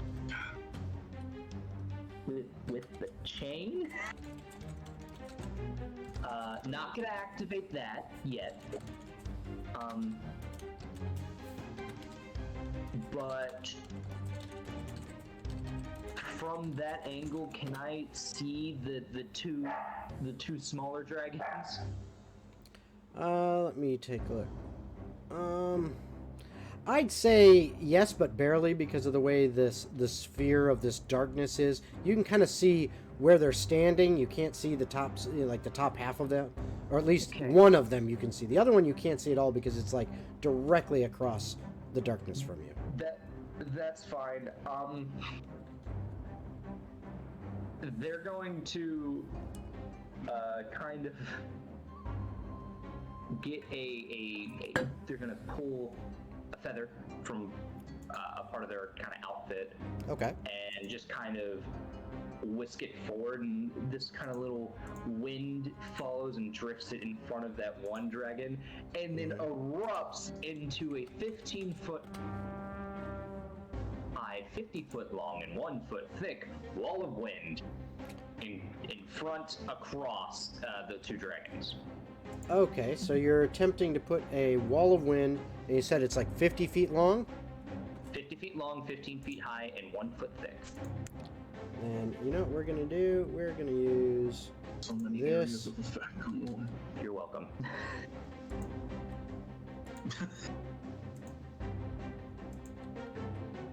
and Well, you those said dragons, I'm how so sorry. you said how high? 15 feet. 15 feet. So, yep. That's not quite. And just the smaller side, yeah. Come on, play nice with me, thing. There we go. That'll work. That's close enough. That gives you the idea. You can still see through it. It's just wind, but that's where it's located. Yep. both of those creatures need to make a strength saving throw. Okay. I can definitely roll for that. So, strength, you say? Yep. And what's the DC? What's the DC? DC is 14 currently. Both of them failed. Ooh, okay. So they both take 15 points of bludgeoning damage. Oh wow. They don't like that. No, I didn't think they would. And now the wall just kind of, a bunch of the sand is just Oh going yeah. straight up. Oh yeah. The strong wind keeps fog, smoke, and other gases at bay. Smaller flying creatures or objects can't pass through the wall. Loose, lightweight materials brought into the wall fly upward. Arrows, bolts, and other ordinary projectiles launched at targets behind the wall are deflected upward and automatically miss. Okay. Bulldogs hurled by giants or siege enemies and similar projectiles are unaffected. And creatures in gaseous form can't pass through it. Okay. It's also one of those things of, I believe they try to pass through. No, it actually doesn't say anything. They only take damage when it first happens then. Otherwise, Okay. it's a concentration up to a minute, so there's just a wall there. Okay. A wall of wind exists in that location. Fair enough. All right. And did you get my movement over to the pillar? No, I didn't. I heard you say something about the pillar. It was this one over here you wanted to go to? Yes. To the left of where you were standing? Yes. Okay. Ah, not on the pillar. Not on... quit doing I can get up on top of the pillar. I'll just stand on top of it. it. Yoink. I know. I There. can't. Yeah. There we go. Okay. So, that is your turn. It is now your turn, Darius. And you can't see the dragon. You know it's in there. But you can't see it. I was plotting.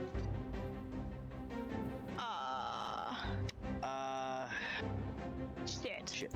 I forgot about that.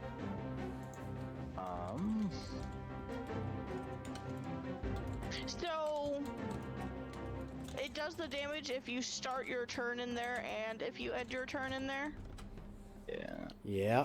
It does 2d6 if you start your turn in there. And it does another 2d6 if you fail to save, ending your turn in there. So, if he's starting his turn outside the circle, if he steps into it, does he get affected? Yes. Let me double check This to see if round. it's on first entering. No, it's any creature that starts its turn in the area takes cold damage. It doesn't say upon first entering, so it's just if he starts his turn in there. So if he moves in, Step in there? if he moves in, does something, and still has enough movement to move out, then technically he wouldn't take far damage. Is the dragon from me? You are not exactly sure, because you cannot see it. You just see an area, this globe of impenetrable darkness in front of you. Okay. Okay, I have a different question really quick. So he It's has to start difficult his terrain too. Be Yep. careful. Yeah, so he has to start his turn in there for the damage to take effect. Yep. So if Rogar's character drops the darkness before his next turn starts, he takes no damage. If he ends his turn, he'll do If dexterity he save. ends his turn in there, he will have to do a dex save or Okay. take damage. But if he succeeds, he takes no damage. And then if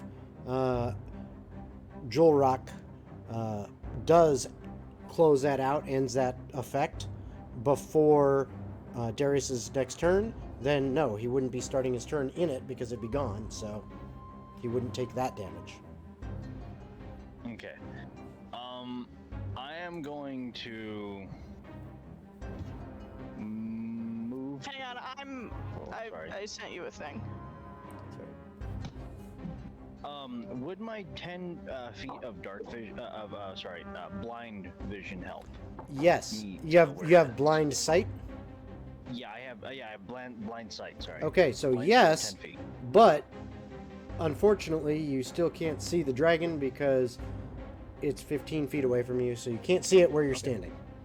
I'm going. Or to you just- can't sense it, I should say. Okay, I'm going to stay put. Do you have that reach?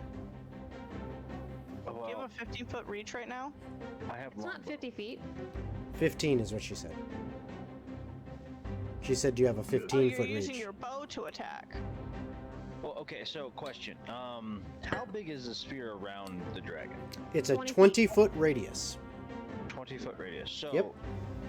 it's 20 feet from the center or 10 feet from the center? 20 feet from the 20. center of the dragon.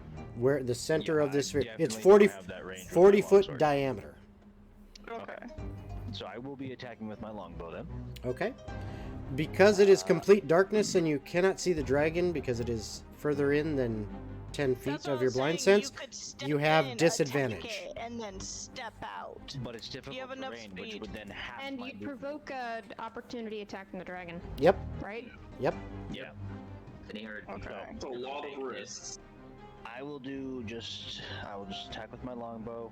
I'm Okay. going to. So you said But roll with that's- disadvantage.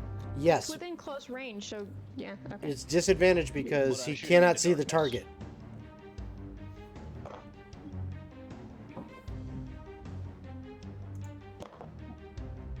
You're lucky, dragon. Does a 21 hit? A 21 does hit. Okay, cool. So go ahead and roll your damage as you fire an arrow practically blindly into this just impossibly dark sphere. Okay. So that'll be a total of 5 damage. Okay. Did you get the extra D4? Oh, I forgot about the Yeah, extra go D4. ahead and Thank roll you. that. With an extra 4. Okay, so 9 damage. Okay. And did you stick with straight up fighter? Because then you would also have a second attack. Yes, I did. I stuck with straight fighter, so I Alright. do have a second attack. Alright, so Yeah, go, I'm just go gonna, for it if you wish to. Yeah, I'm gonna try and attack it again.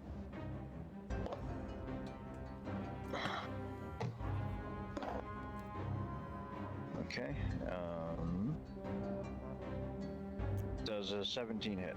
It does not, as you fire your first arrow into the darkness and you hear this roar, and just as you're about to release the second arrow, another large roar comes from the darkness and it kind of throws you off a bit.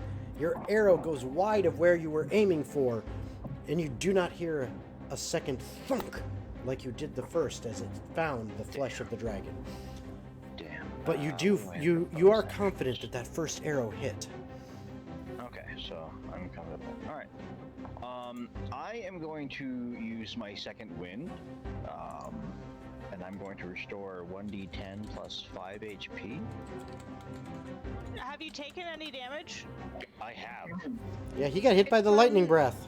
Oh, that's right. You know, the thing you use Yep. him to dodge. All right. So I get 13 HP back. Okay. That's good, Okay. since you only took 15 in total. Yeah. Oh. Yeah, that's pretty nice. Mhm. All Alright. right. So, And that'll be the end of my turn. okay, so now, Diana, your attack goes off at this point, so are you throwing your dagger like you had mentioned, or are you trying to do something else? I'll be throwing the dagger. Okay, so before, just in case, alright, so, again, you would have advantage from being hidden, however, you cannot see the target, so it's disadvantage, so it's a straight roll. Aha! The joke's on Does she you! maintain I don't stealth need due to the advantage! fact that Yep. it's encompassed in darkness? Say again? Does she technically maintain stealth because it's encompassed in darkness? Only if it can't see. And can it see? You don't know. Can it? I don't know if it has seen me through my 31 stealth yet. Like I said, as far as you know, you are rolling a straight up roll. But No I advantage. Still get my sneak attack. Yes, you and do. That's all that matters. Yep. No. Yeah, you can sneak attack. Because Technically, she's hidden it's- from it. For and one. because the disadvantage to the advantage cancels out and it's a flat roll. I don't need. So long as I don't have disadvantage on the attack, I get my sneak attack. That's because of her class and her choices. Well, No, 'cause Sort you of. have to be 5 feet to get it. Well, no, that's if another character is within melee. But at the same time, No, I'm allowing please. Okay. some stuff. okay. Okay, then I'll There's reasons why I'm allowing some stuff. Okay. maintain my spell then. Just want to make sure that, you guys have a fighting chance. Okay, so 2 hits. Don't fail me. Yay! That is a 26 to That- hit. That will hit. So I do the 1d4 plus 5, which is 8 plus 3d6. Yep.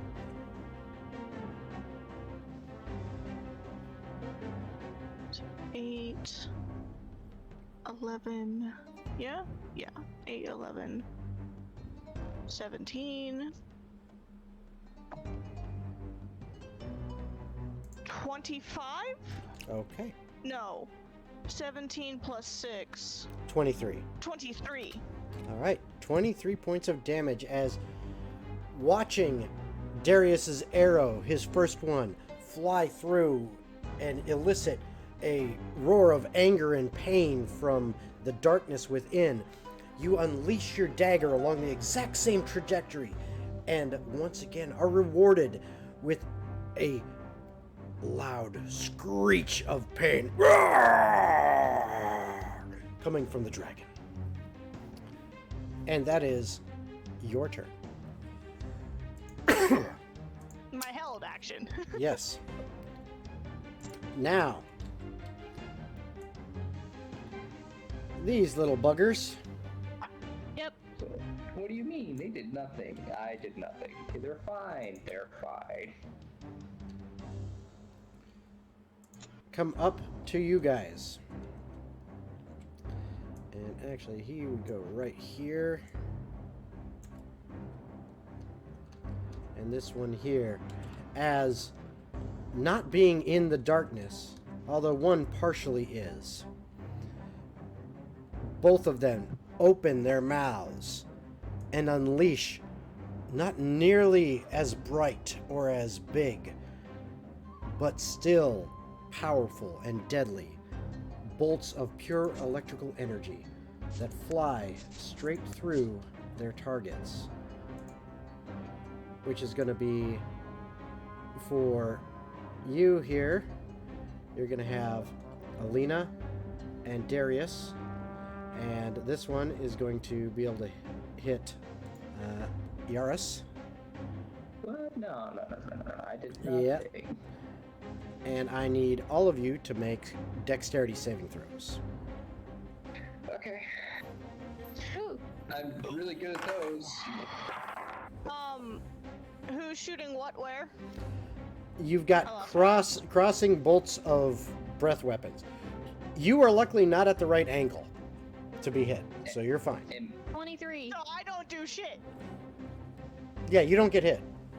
Cool, Okay, so dope. 23 from Alina, 16? 9. 16 from Darius, and 9 from Iaris. So, let's see. So, Alina and Darius, you take, since you were both successful, you take half of 21 points of damage from that one. So you take 10.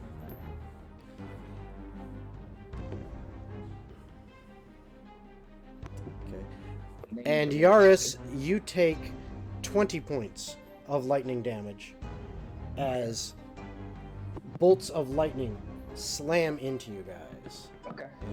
And okay, good to know on that. Okay, so that is what they have done. It is now Now it's my back to actual turn. back to Dana's turn.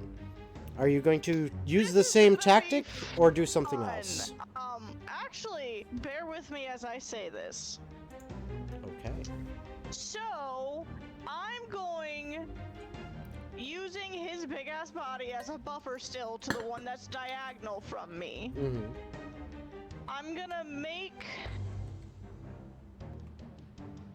I'm going to use my bonus action to dash Okay, to where? to go from, while still using my sneak. So From that here well, to- if you're using your bonus action to dash, that means you would have to be using your action to stealth. I'm not using the same stealth as before It- because I'm still keeping. Nope. Attack. Okay. You have to re-stealth every time because basically what happens is when you make an attack from stealth, You're it cutting reveals your position. So you have to Okay. re-stealth. 30. I can technically make it to the pillar because of how the minis are weird with the sizing. I can technically make it Well, to the pillar with my normal movement. If you're in a proper square, like that, so that would actually be a proper square. It's just weird because he and- cuts into squares. Well, he would be basically like right there. That's actually, he's in squares. Because he's in a 3x3. Big boy. Okay. Because he's a big boy. Mm. Would be. You're chunky.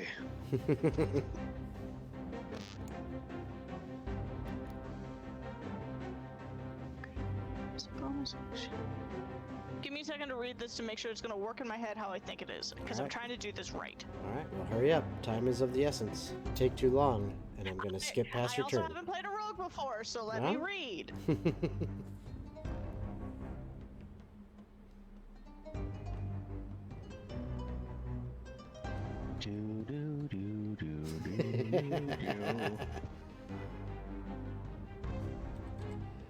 So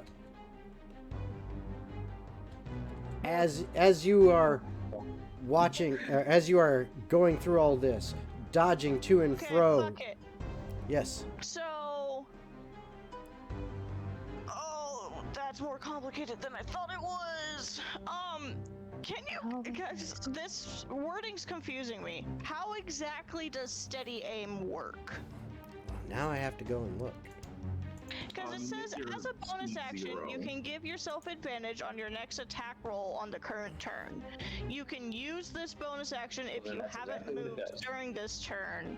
And after you use this bonus action, your speed is 0 until the end of the next turn. Yep. You just can't move. Okay. Yeah. Basically, you give yourself advantage, but you are no longer able to move. Yeah. Okay. So basically, and you And can't inside- move that, and you can't move that turn. So it's basically you Okay. stand exactly where you are. Then you say, "I'm going to use a bonus action," and mhm. right now your speed is 0. That's basically Okay. So it's essentially hyper focusing your aim. Yep. Gotcha. it. Yep. You're basically giving up your movement in order to aim, and use your move and bonus action in order to aim and get that advantage on your attack roll. This is gonna be a really, really dumb idea, but she's gonna do it anyway. So,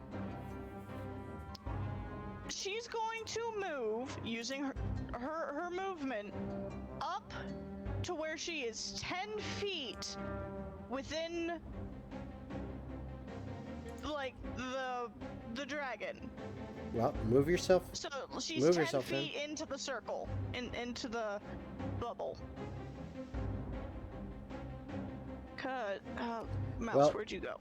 The There you are. So the best you can do, because remember, inside there is difficult terrain. The best you can do is I have blind sight. that doesn't prevent you from having difficult terrain. That's like saying I can be So able to I see know something, but if I- there's stuff that I have to stumble over, There's a lot of tentacles in there. yeah. A lot of fucking Because- tentacles, guys. Yeah, I can get. Well, technically you can't get quite that far. I It's have you to can be within 10 feet of it. yeah I have 30 feet of movement. yeah, which you can get right to where I've got this light shining. Cool. That's Is that that square. within 10 feet of the dragon? Oh, absolutely. Yeah, you're actually within 5 feet of the dragon. Cool. Perfect. That's what I need. So Because is this it, is gonna be a trip in my favorite rocket ship. Let's go. so is this gonna be where you move? Yeah. Bear with me as I do this. Her movement, she's getting within 10 feet of it, so she has a perfect shot with her dagger. Because, actually, I'm within 5 feet of it now. Yeah. You're basically in Cool. melee combat with That it. means dope. She's going to use her rapier Okay. because now that I'm within 5 feet of it, now I get my rakish audacity Okay. to get my sneak attack. Mhm. As long as you So- hit the attack. Oh my god, please hit.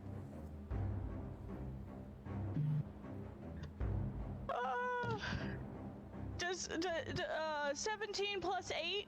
Yeah, that hits. Okay, dope. Cool. 1d8 plus 5.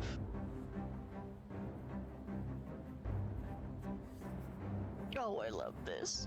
Okay, so 7 plus 5 is 12 plus 3d6.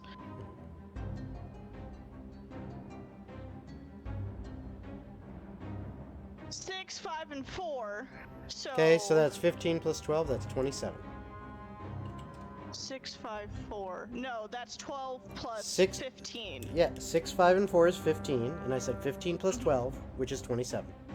27. Cool. Trust me on the math. The moment I hit it, I'm using my bonus action to dash and hide behind a pillar and get out of the darkness area. Okay, what is your total movement? 30, right? 30. Which pillar are you going for? 15. Let Which- me make sure which my pi- math, because even if she doesn't make it all the way, she can try. Does Well- this provoke an opportunity attack with the dragon? Absolutely. Yes. Okay, different question. This would actually, even though this next square is No. 5 feet, it's not because you're in difficult terrain. So Yeah. this would be So I'm 10, thinking, and then moving again, that would actually be 20. because can I break up my movement? Because I don't. Did I use all of my movement to You get used- in front of it? Yeah, you used 30 feet to get there. Oh, it's a reaction. Okay, cool. So, yeah. So she's still gonna dash to just get away from it and out of the bubble. Okay, which direction are you going? You know what? Fuck it. She'll go behind Darius again. She'll So you're gonna go the exact straight same way she straight back up. came. Okay, so that'll put you 30 feet, and that'll put you And right back where you then- were. But Because they get an opportunity attack, I'm gonna use the uncanny dodge to have the damage from Okay. the opportunity attack if But- they hit. yeah, but it does get an opportunity attack, as it's with your 10 feet of blind sight. You said you had. Yes. You all of a sudden see coming out of the darkness from a little more than 10 feet away because of how it was standing, this giant maw as this mouth opens and these glistening teeth attempt to slam down on you. I Okay. hate to be the Does bearer a of bad 21 hit news. you? Yeah. It but- won't, because you have fancy footwork. When you attack with a melee weapon, the creature Ah. can't provoke opportunity attack. I love you, Very Christian. nice. I literally played That's- this character the day before. Nice. Hey, so I'm like, guys, I know exactly how this so works. as a note to other role players, knowing your character's abilities saves you, because the DM, especially when you're doing something that's kind of impromptu like this, where the characters are made literally just like an hour before I'm trying before the to game. learn melee Yeah. combat a lot better. Right, That's why I but- chose this class. But always do your best to know your characters, because the DM is not going to know everybody's characters and everybody's abilities. So I'm glad, Rogar, that you were able to know that character. So Thank you. yes, you owe him. You owe him big time, because you were about to get I smacked. did, thank you. You were about to get Honestly, yeah. Honestly, Yeah, though, we'll work with you guys. because it was one of those kind of things, if I realized it after I went back to my features and traits, would we have just nullified the damage? Because it's an automatic ability thing. Well, yeah. Depends on exactly when you found it out. If you found it out after the fight was 'Cause over, I had probably opened my not. features and traits right as he started Okay. saying. Yeah, but probably if you figured it out like right after the fight was already over, probably not going to go back and Oh, then, retroactively yeah, change it. obviously. Okay, but all right, so that is your turn. So speaking of Joel Rock and his nice save there, Thank you. it is now your turn. Yeah. I was a rogue. In my past life. Yeah, I don't. Wait, I have line of sight. I can see that dragon. I will take out my crossbow. Yep. It's kind of nice to be the one that actually casts the spell and you can see through it. Oh, I can't see through it. Oh, so you don't really have line of so you don't have line of sight on him then. I mean the wormling. I forgot you can't Oh. see where I'm clicking. Yeah. So you're looking at the wormling. Okay, that makes more sense. Yeah. So the one over by Yaris. Yeah. Okay. I felt that for her. Actually, I will take the help. yeah. So when I was on my short rest, I reloaded my crossbow. Yeah, I'll lift it up again, and I'll just pew. I'll fire once. Don't roll off. 12. What comes after 13, 14, 15, 16, 17, 18, 19. 19 to hit. That will hit. Right. I am just gonna roll on D&D Beyond, because this is gonna be a lot of fucking dice, as I'm going to expend my last pact to Eldritch Smite this thing. Ooh. Okay. Yeah. Okay. So it is 1d8 for the Eldritch Blast, or from the bow, yeah, from the yeah. hand crossbow, right, or regular And crossbow, then- right? Yeah. Okay. And then 1d8 for the force, and then plus another per 1d8 per slot. So it is third level, so another 3d8. Wow. So 5d8 is what you're doing. yeah. Nice. Than the pact. Yeah. So 19, 20, 21, 22, 23. 23 points of damage altogether.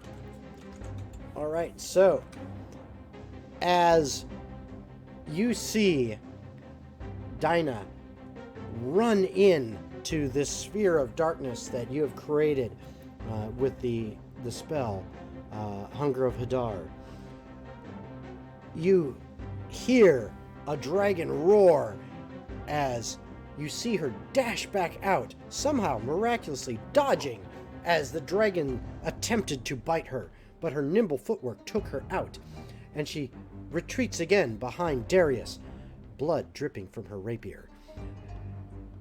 It gives you a little bit of focus and strength to know that, aha, those that are, I guess, on my team are doing well. I'll focus on this littler one, help out the druid over there. You pull up your bow, your crossbow, you fire it. As the bolt leaves, you pour energy into it from your pact with your patron.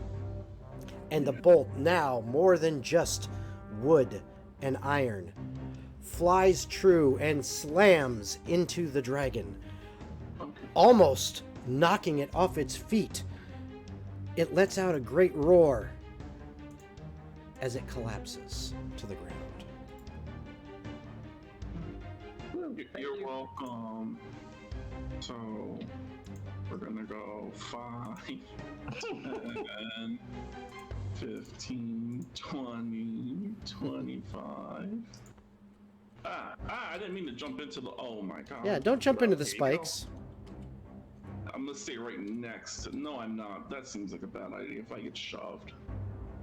Okay, I'll stand right here. Okay. And then I'll use the other part of my action to reload my crossbow. Okay. Sounds good. Alina, it is your turn. And you've got a sphere of just intense darkness next to you And then and a dragon got- in your face. that thing over there.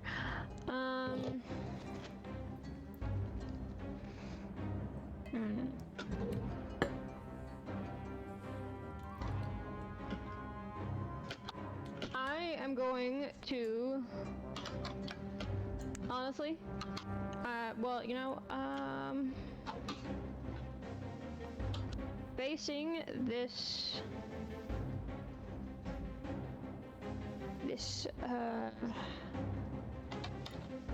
dragon,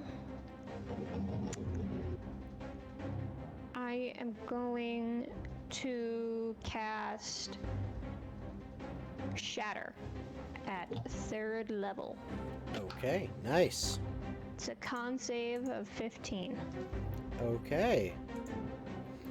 So, let me pull that up.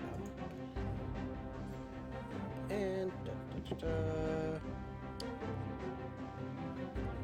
I am having good rolls and bad rolls tonight. That was a bad one. It failed. Get more of them. Yeah. It takes 24 points of damage. Okay. As you unleash the shatter spell upon this creature, it lets out a shriek of pain and anguish as it falls over.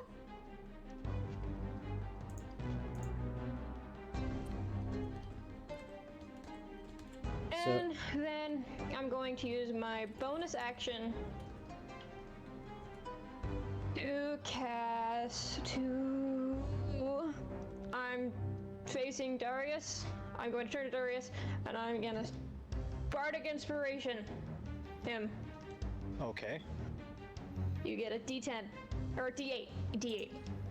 What can I use it for again? You can use it besides attacks, right? ability checks, attack rolls, and saving throws. Okay. Yeah. Thank you very much. All right. And are you going to stay put or attempt to move? I'm going to. I can't grab because I've still got that. Yep. I'm going to grab her. Okay. I'm just gonna move over here behind him. So you are going to move over there. Yeah, you were just within 10 feet of him. So you will take an attack of opportunity if you do that. I will give you a chance to retract if you so choose. I don't know what's worse. My darkness or the dragon's I'll stay the there. dragon's bite. You'll stay? Okay. I'll stay there. Okay. All right. It is now its turn. And you all once again see this globe of pure darkness move. As it moves over here, gets down on all fours. And once again, all you see is the spark Oh man, I'm in it. of electricity. Just close your eyes, it won't hurt.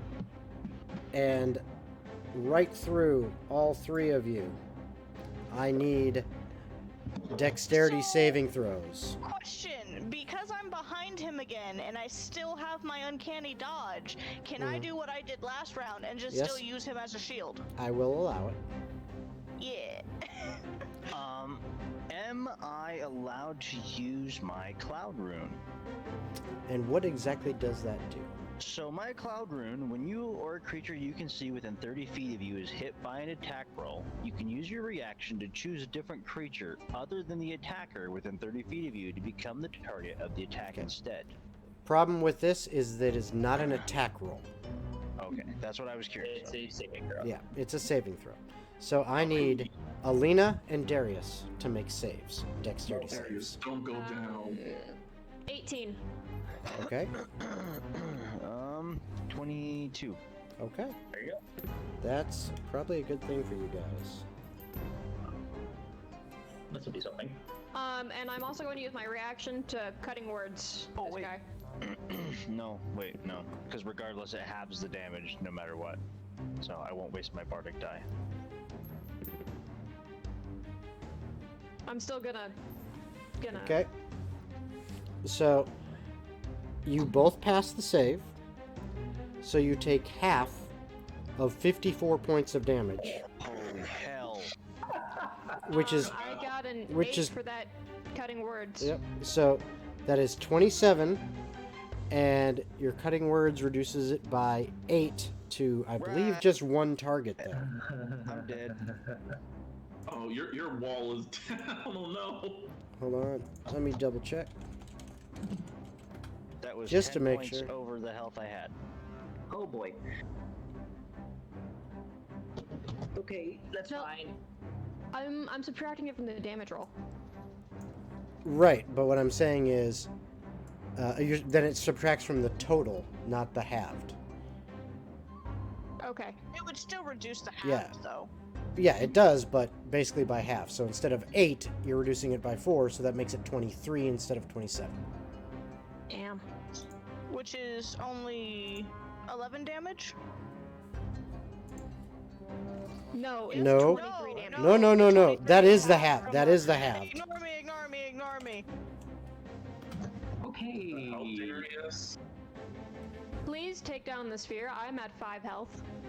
I I can take down So, this turn now. so Darius, No, someone's you in are it. down right now, correct? I'm in limbo, yeah. Yeah. Okay. So you are currently Big. at the point of making death saves on your turn. It is now Yaris's turn. Don't I need to roll Cool. something for concentration because enlarge reduces a concentration spell? Oh yes, you absolutely do. You took 23 points of damage, so that Yes. means you have to make.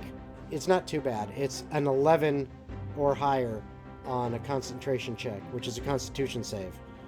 It was a 7 plus 2 is 9. So nope. Wait, there was the So So there goes the enlarge. yeah. So now you are only a large size instead of a huge. Okay. Unless your thing for being larger is an ability that you have to use and maintain, or what is it? It was my Or you giant just- smite. So you had to use Giant Smite for that. Yeah, sorry. Okay, so that I means misread something earlier. So okay. I am now back to medium You size. back to normal, medium Oh. size. Oh my god. There goes the big giant wall for Dinah. hmm Uh-huh. Speaking of walls, how long does your wind wall last? It's up for a good bit actually. Okay. And it's not concentration, or No, it is concentration up to a minute. Oh. However, I am just I need to roll it, but I was also just going to drop it this next turn anyways. okay. In that case, I'm just going to remove it. Yeah, because it's there to do that base bit of damage and blocks projectiles. They moved out of it, so I was like, all right, on my turn, I'll just get rid of it. hmm Nice. To start off on my turn, okay. Is it smart to do this? It's probably smart to do this. I'm going to use my Fey energy pool from the Balm of the Summer Court to heal 2d6 to Darius so he can stand back up. Okay. That is 7 points of healing. Question, because that was 10 points over my health bank. Well, I don't think that matters. Well, yeah, you don't go into negatives. It's I just was you went to curious if 0. there was a dose there. Nope, you're at 0. So whatever he heals you for, that's where you're at. You have So- 7 HP, and then you get 2 temporary HP points. Oh, so you get 7 regular and 2 temporary. Nice. And then this thing is still, I can't see it. Yeah, So it's like, still in can we see it's it? still in the darkness. How far away is it from me? Well, the darkness. How far away is the darkness? Yes. Do you attack the darkness? The darkness is approximately 30 feet, the edge of the darkness. Okay, we're gonna throw a Hail Mary through it, and we're gonna use Ray of Frost, which is 60 feet. Try Okay. to hit it. I know Okay. it's a disadvantage. I was just gonna say hold until it becomes visible. No, my character is not smart enough for that. Nah, don't worry, I'm also dumb. And I Well- will just joking. Don't worry, Movement it is doesn't matter. half I in got difficult terrain, right? yes. Mhm. I have Oh, I'm dropping. Oh, you're moving next. 9 to hit. I'm assuming Nope, it does not hit. that does not hit. Cool. That ends my turn. Okay. So that is Yaris's turn. Darius, you're up, and surprisingly, You're you're still alive. You're Oh, alive. shit. You're on the ground, but you're alive. You can hide. Well, how close am I to the dragon in front of me? Wait, Hold on. You're about 10 feet away from the darkness, and since your blind sight you said you have is only 10 feet, you cannot see the dragon because the darkness is too big. Okay. Yeah, I'm gonna back up. Okay, Move back 15 feet. you got it. I'm gonna shout to everyone using my reaction, be like, just hold attacks! I'm fine. I can see it and get yeah. out. I meant him. No, that's fine. That's fine. Pardon me. Yeah, use her as a shield too. I'm not that squishy. I'm not that tough. I'm still squishy. Well, you just took gonna try nothing and from shoot either it of those with lightning my strikes. bow. You can take one. Wait, you're gonna shoot it with your bow, bro. Hold your attack. I need to see if if. I need to see if it recharges again. Just try. No, that's Well, true. currently your little fucking black If cloud you is hold still your up, action right? to attack, I'm gonna drop it on my turn. That's why I use my reaction to shout, hold your attacks. Oh, okay. I'm still going to though. Then yeah, Yeah, you're fine. Then I will hold my attack. Okay. So you're holding it So, until yeah, the he- darkness drops. Got it. Yeah.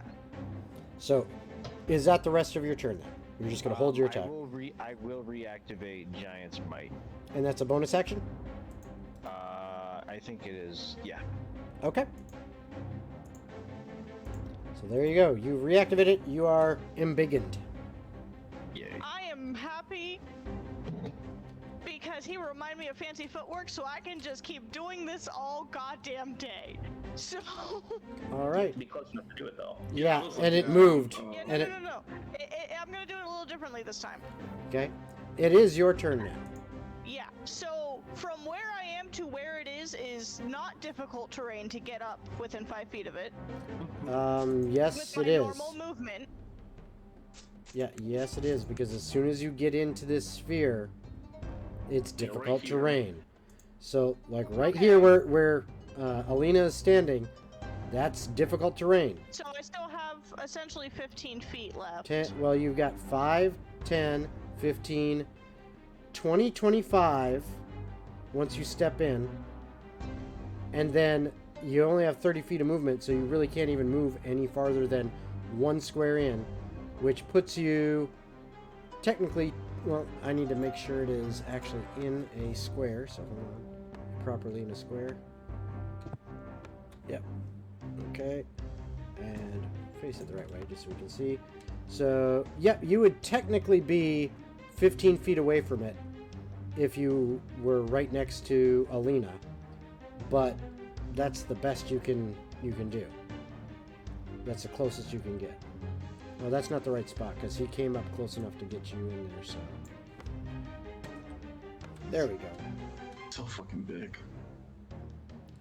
So Yep. from So yeah, you could here actually, if you to got to here. if you stood right next to Alina, right here where I've got the flashlight going, right next to her, yeah. you would be within 10 feet.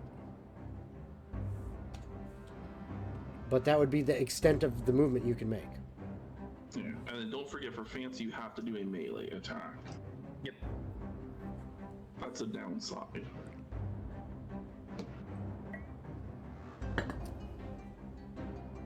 but I have a. Oh yeah, if you bonus, you wouldn't make it out. I don't think. 15. No, you should be able to make it out with a bonus. Because I still have 15 feet left from that edge. And then it's how many feet in to get to it? 20? I have to be, so I have to get at least 10 feet in with 15 feet. But Yeah, it's you'll have to difficult, was halved. Yeah, You'll have to because start your because of the bonus action, because of the and then- difficult terrain, you're, it kind of screws you because he's just like one square too far to get right up on him. Here's another question. If I use my dash action to get up to him, because it's my bonus action, and then I attack, and I use my movement to get away, can I at least get out of range of it? Well, if you use a dash as your bonus action, that's just like taking another movement. Either way, the closest you could get is right there, which is going to put you 10 feet away from it. And then if you use Even though I have 60 feet of movement? Well, if you use the rest of your movement, if you're going to move up with that, which actually would be using 10 feet of it, then you could do your action, and then you would have 10 more feet, and then 10 more feet would put you just outside the circle. Yeah. So if I do it bonus action first, Well, if you can do it in either order. It's just you would have to. point being is I can get in, I can attack it, get my sneak attack damage, and get out without the sphere hurting me, it getting an opportunity attack, and I would be Right, just out because of its range. because of your fancy footwork, yes. That's all I care about. Yep. That is the only fuck Okay. I give. All right. So, this is what I will do to make it easy. Where do you want to end your turn movement-wise? You're gonna, you'll basically, actually, I should say, where you could be, you would be right there. That's where you would end your turn movement-wise, is that square, which is you're basically just outside the sphere, kind of barely poking into it, but you're out of range of its immediate reach. So you could go ahead and And I'm technically move. not in the sphere. Well, yeah, well, right now, but movement-wise, that's where you would end your turn. So, Because the only thing I want to do is I want to get in, I want to hit it with my Right. rapier, right, so I can use my fancy footwork and get as far away from it as I can after the fact. that's as far as you could get because of the Okay. difficult terrain. So what I'm saying is that's 'Cause where you I would, still that's where you'd technically end have up. full health. Right, that's where you would end up. So if that is the plan you're gonna do, go ahead and roll for your attack with your rapier. And we'll just leave your mini there so you don't have to worry about moving it back and forth. That's what I was trying to get at. Please. Please.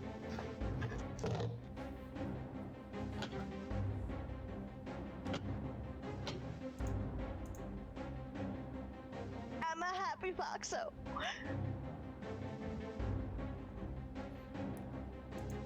I'm a very happy foxo. What'd you get? I got a nat 20. Of course. You and your luck. It's this All right. dice, man. Well, I mean, I It gotta has to be. I gotta say, I'm starting to regret buying that for you. No, I'm just, no, seriously. I'm glad I got it for you and that it's actually doing well. So, does my sneak attack also double on a crit? Oh yes, all the dice double. All Just of it. all Okay. the dice. So anything that's like +3 or something like that on the end, No, that so doesn't. I do 2d8 and 66. That's correct. Okay.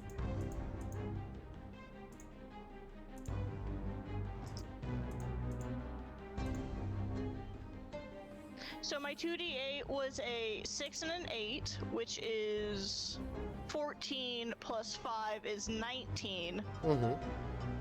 So my base attack is 19. Now to count the sneak Yep. attack. Yep.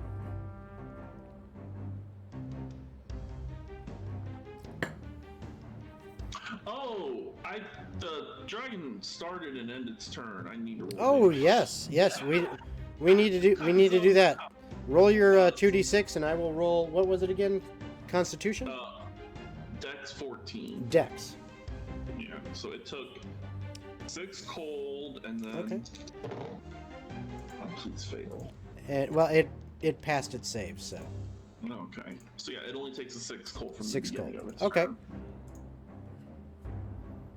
Yeah, it's got a. Not the greatest, but it does have a decent little dex bonus, so. Now, do you want the damage? Yes. So 19 is your base. What'd you get on the 6d6? So I got a 4, a 6, Mm-hmm. which is 16 plus Nope. 2. 4 and 4 and 6 is 14. 14. Plus 2 is 16. Mm-hmm. And then I got a 5. Okay. That's 21. You still have one other d6. Oh, I have one more roll? Okay. Yeah, you got 6 of them. That was 5 numbers. 21. I got a 4. Okay, so 25 plus your original 19. So that is 44 points of damage. Yep. So Did I kill it? as you run in once again into this darkness and stab it deeply, it roars at you, again in pain. Once again, it tries to claw and bite at you as you nimbly dodge out of the way, just out of its reach. You hear it in there. Its breathing is labored, but it is still moving around. Damn, I almost got it though. Alright, your turn, Christian. Yep. Julrock. I will drop concentration. All right. Which doesn't that trigger Darius's attack? Well, Yeah. again, just like with yours, it will happen at the end of After, okay. Jack's turn. Yeah. So go ahead and you drop concentration. So there you go. Alina, you can drop that sphere since that is now gone. Hey, And you can now actually see the dragon. it's a dragon. How beat up is it? It is pretty bloody and messed up. It's got lots of cuts and scrapes along it. It's got large bruises and welts from these big tentacles that you kind of felt brushing past you as you had made your way into the darkness. And you did as well, Alina. You felt these tentacles in there and they were like, oh my gosh. And they were obviously slamming into it and causing it damage as well. Does the battlefield itself look the same? Like it doesn't like magic's cleaning it, or like it doesn't look reset? It doesn't. It looks the same as it did since. I mean, compared to the. Well, yeah, the last fight, your first round of challenge, everything looked back to the same as you saw originally. But now, of course, with this battle going on, sand is flying, things are knocked over, there's blood splatter in places. But that wasn't there from your previous battle. All the blood from the previous one was gone. So they might magically clean this place. Okay. I'm gonna go for it. I'm gonna 5, 10, 15, 20, 25. I'm gonna say, hey, when the battle ends, can you hold it for like 1 minute? What exactly here? I'm talking to, I forgot your name. Hey, yo, Tiefling. Can you hold, like, everyone's attention for 1 minute after the battle ends? Or try. That's Yaris. Yaris, yes, Yaris. I just call you Tiefling because I have bad memory. Well, he's currently muted, so that's probably why we can't hear him. That makes sense. I'll shout to everyone else. Everyone else! Let's try to gloat as much as we can. Are you not entertained? Yeah, I'm going I to. thought about doing it. I'm gonna dig a little hole in front of me. I'm gonna take out one of my beans and plant it into the earth and scoop the dirt around. And then pour some water in it for my water skin. I'll just empty out my water skin. And yeah, we'll see what happens in 1 minute. Okay. Guys, I could fuck us up or I could help us. All right. So and then bonus action, because I'm assuming that might take my action. It doesn't say. yeah, that would doing something like that would take a little bit of time. So we'll say it takes your action. I can't hex it, so yeah. Yeah, I'll just end my turn. I'll say, human, go kill it. Nice. All right, so Is that my cue? yeah, this is your cue. Your held action goes off. Okay. So I get 2 attacks per this action, right? Yes, you do. Okay, I'm just gonna roll both. Okay, go for it.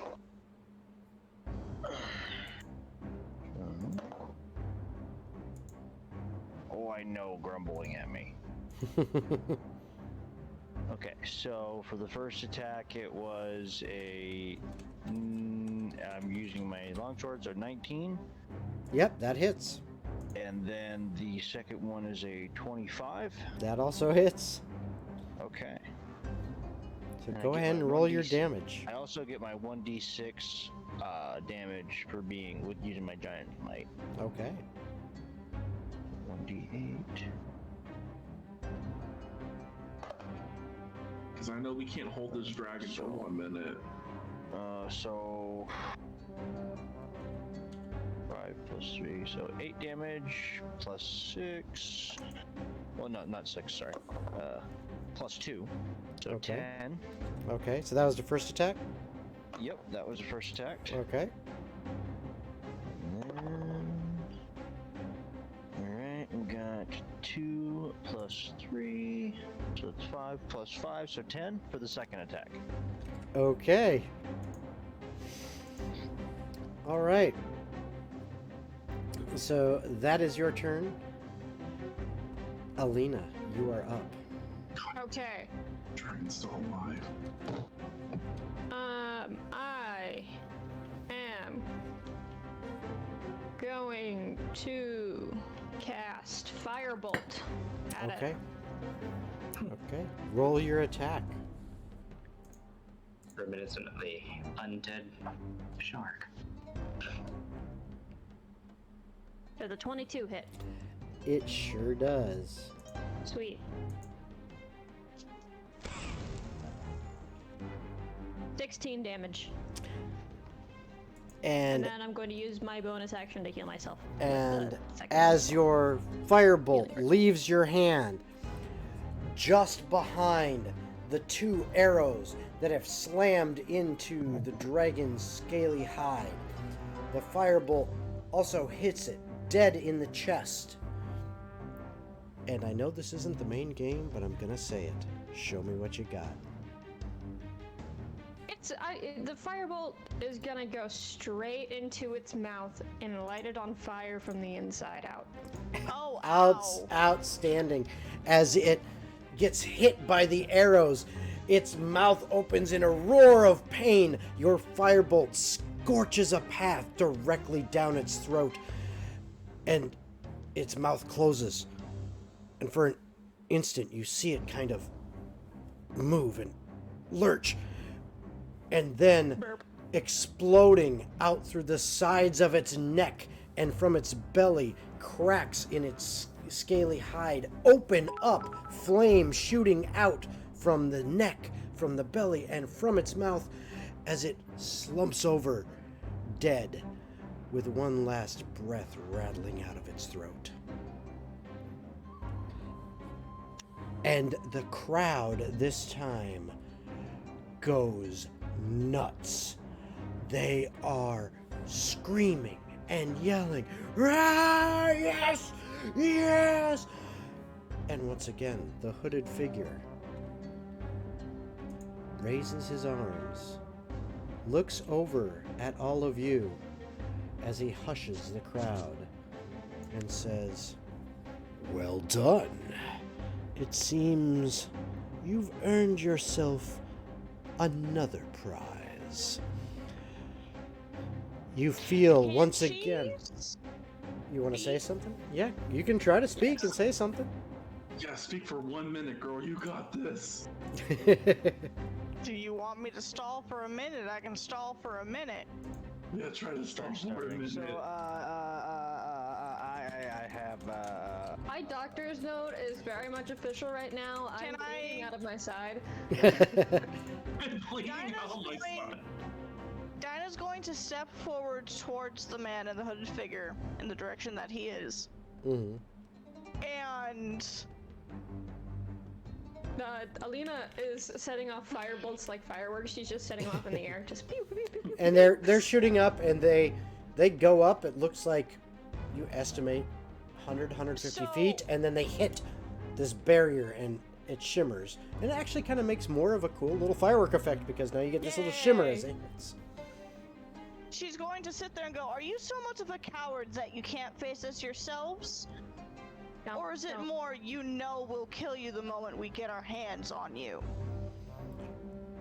You hear the entire crowd of And do invisible you want me to spectators. roll- Hold on. You hear the entire crowd of invisible spectators begin to laugh hysterically. And once again, his hands shush them, calm them down. And he looks to you and he said,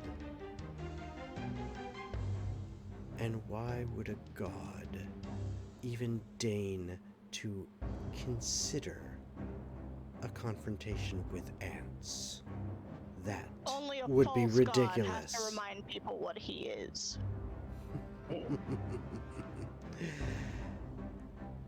Your tongue will get you in trouble. We'll see how much your valor is. And he spreads his hands out. You again start feeling the strength flowing into each one of you. And as that energy pours into you, you are now up to 10th level. You also may now pick one minor, very rare item, or below, to add to your character sheet. And you once again get a short rest. Oh, my spells are back, baby. Additionally, as this is all happening, the minute has passed. So, what happens there, Yulrak? The GM chooses an effect from the following table determined randomly. And you get to roll a 1d100 and let us know. Oh, sweet. So, bag of beans? Yeah, bag of beans. Bag of beans. Let's just find out what's going on. Bag of beans. Oh boy. Something good happens. Well, we hope so. All right. Well, let's just Oh yeah, see. during that 1 minute, I would have moved far away from this. I'll just be like, oh yeah, what's up? Yeah, just... Yeah, okay. Okay. So as you are standing there, you're feeling this energy flow into you. Yulrak, you look over at where you planted this bean. And out of the ground rises a stone statue that looks almost exactly like you. And it seems to be rooted in place. This is But so- it turns as if it's alive and looks at you. It starts to make threats towards you, saying, "What the hell are you doing here? You're not worthy! How could you be here? This is my place! You should be dead!" And just keeps berating you. This is gonna be fun. And Whose that memory is that this? continues on. It's not a memory, it's the bag of beans. It's the bag of beans. Oh. And then, as that is going on, what's happening around you seems to kind of fade as more memory comes to light. You start to remember once again, yes, I was human at one point. What happened? And you remember from your teenage years, you were a little bit of a troublemaker. And you remember going to the local farms and messing with their livestock, including one time deciding to steal a cow because it would be funny. Unfortunately, you remembered you were caught, and the owner, an old woman with very wrinkly skin with a greenish hue to it, looked at you and in a voice said, "You want my cow, you shall become one. I curse you." And that is all you remember. Alina, Yes. you now remember more details.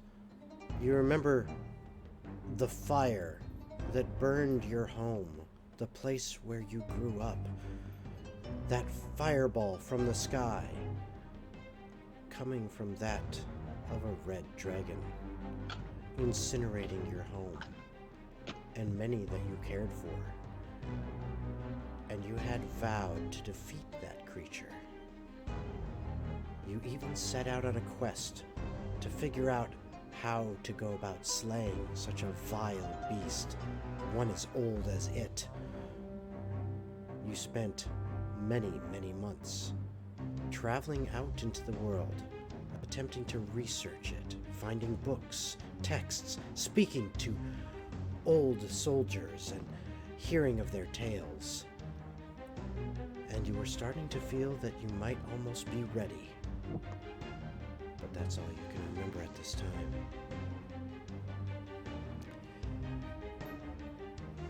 Dinah.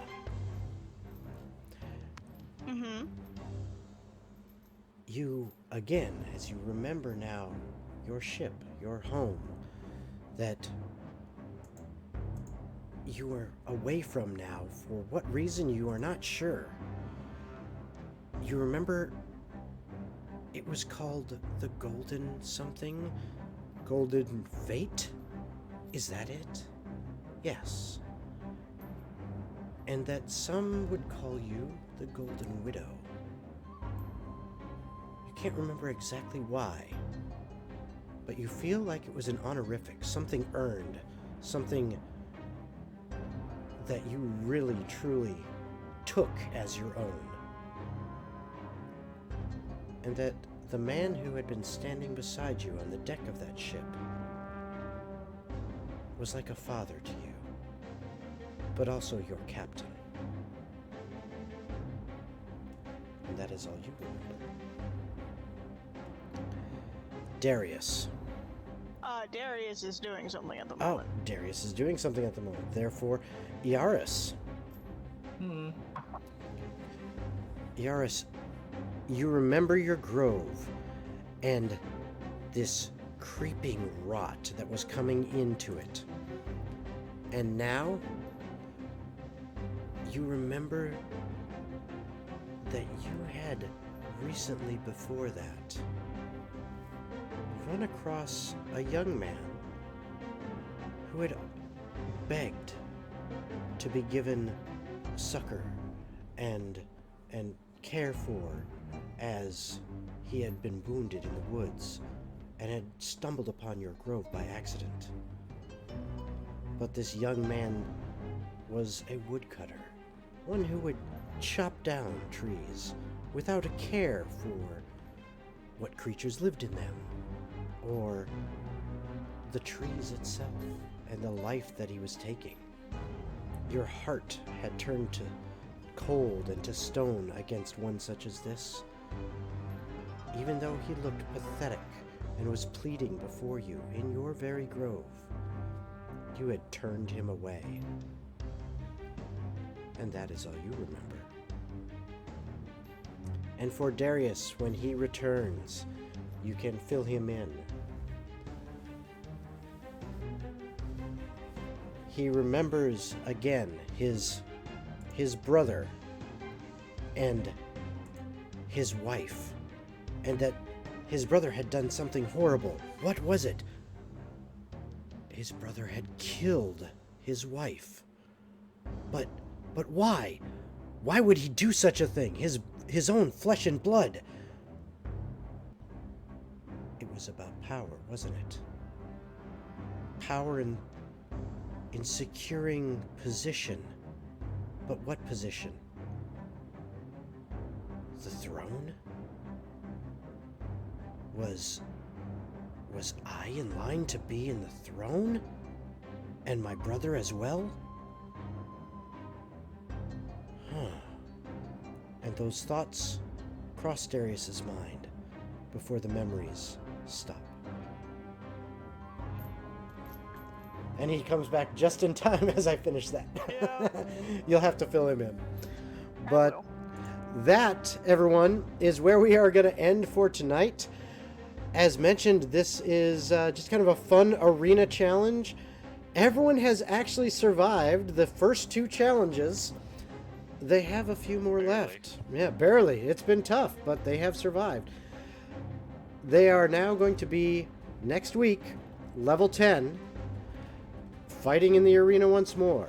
And if they survive, they will get level 15 and one more challenge, and then their final challenge at level 20. And we'll see if they can get through all of that with their gifts, their memories, their newfound power, and their lives. All right.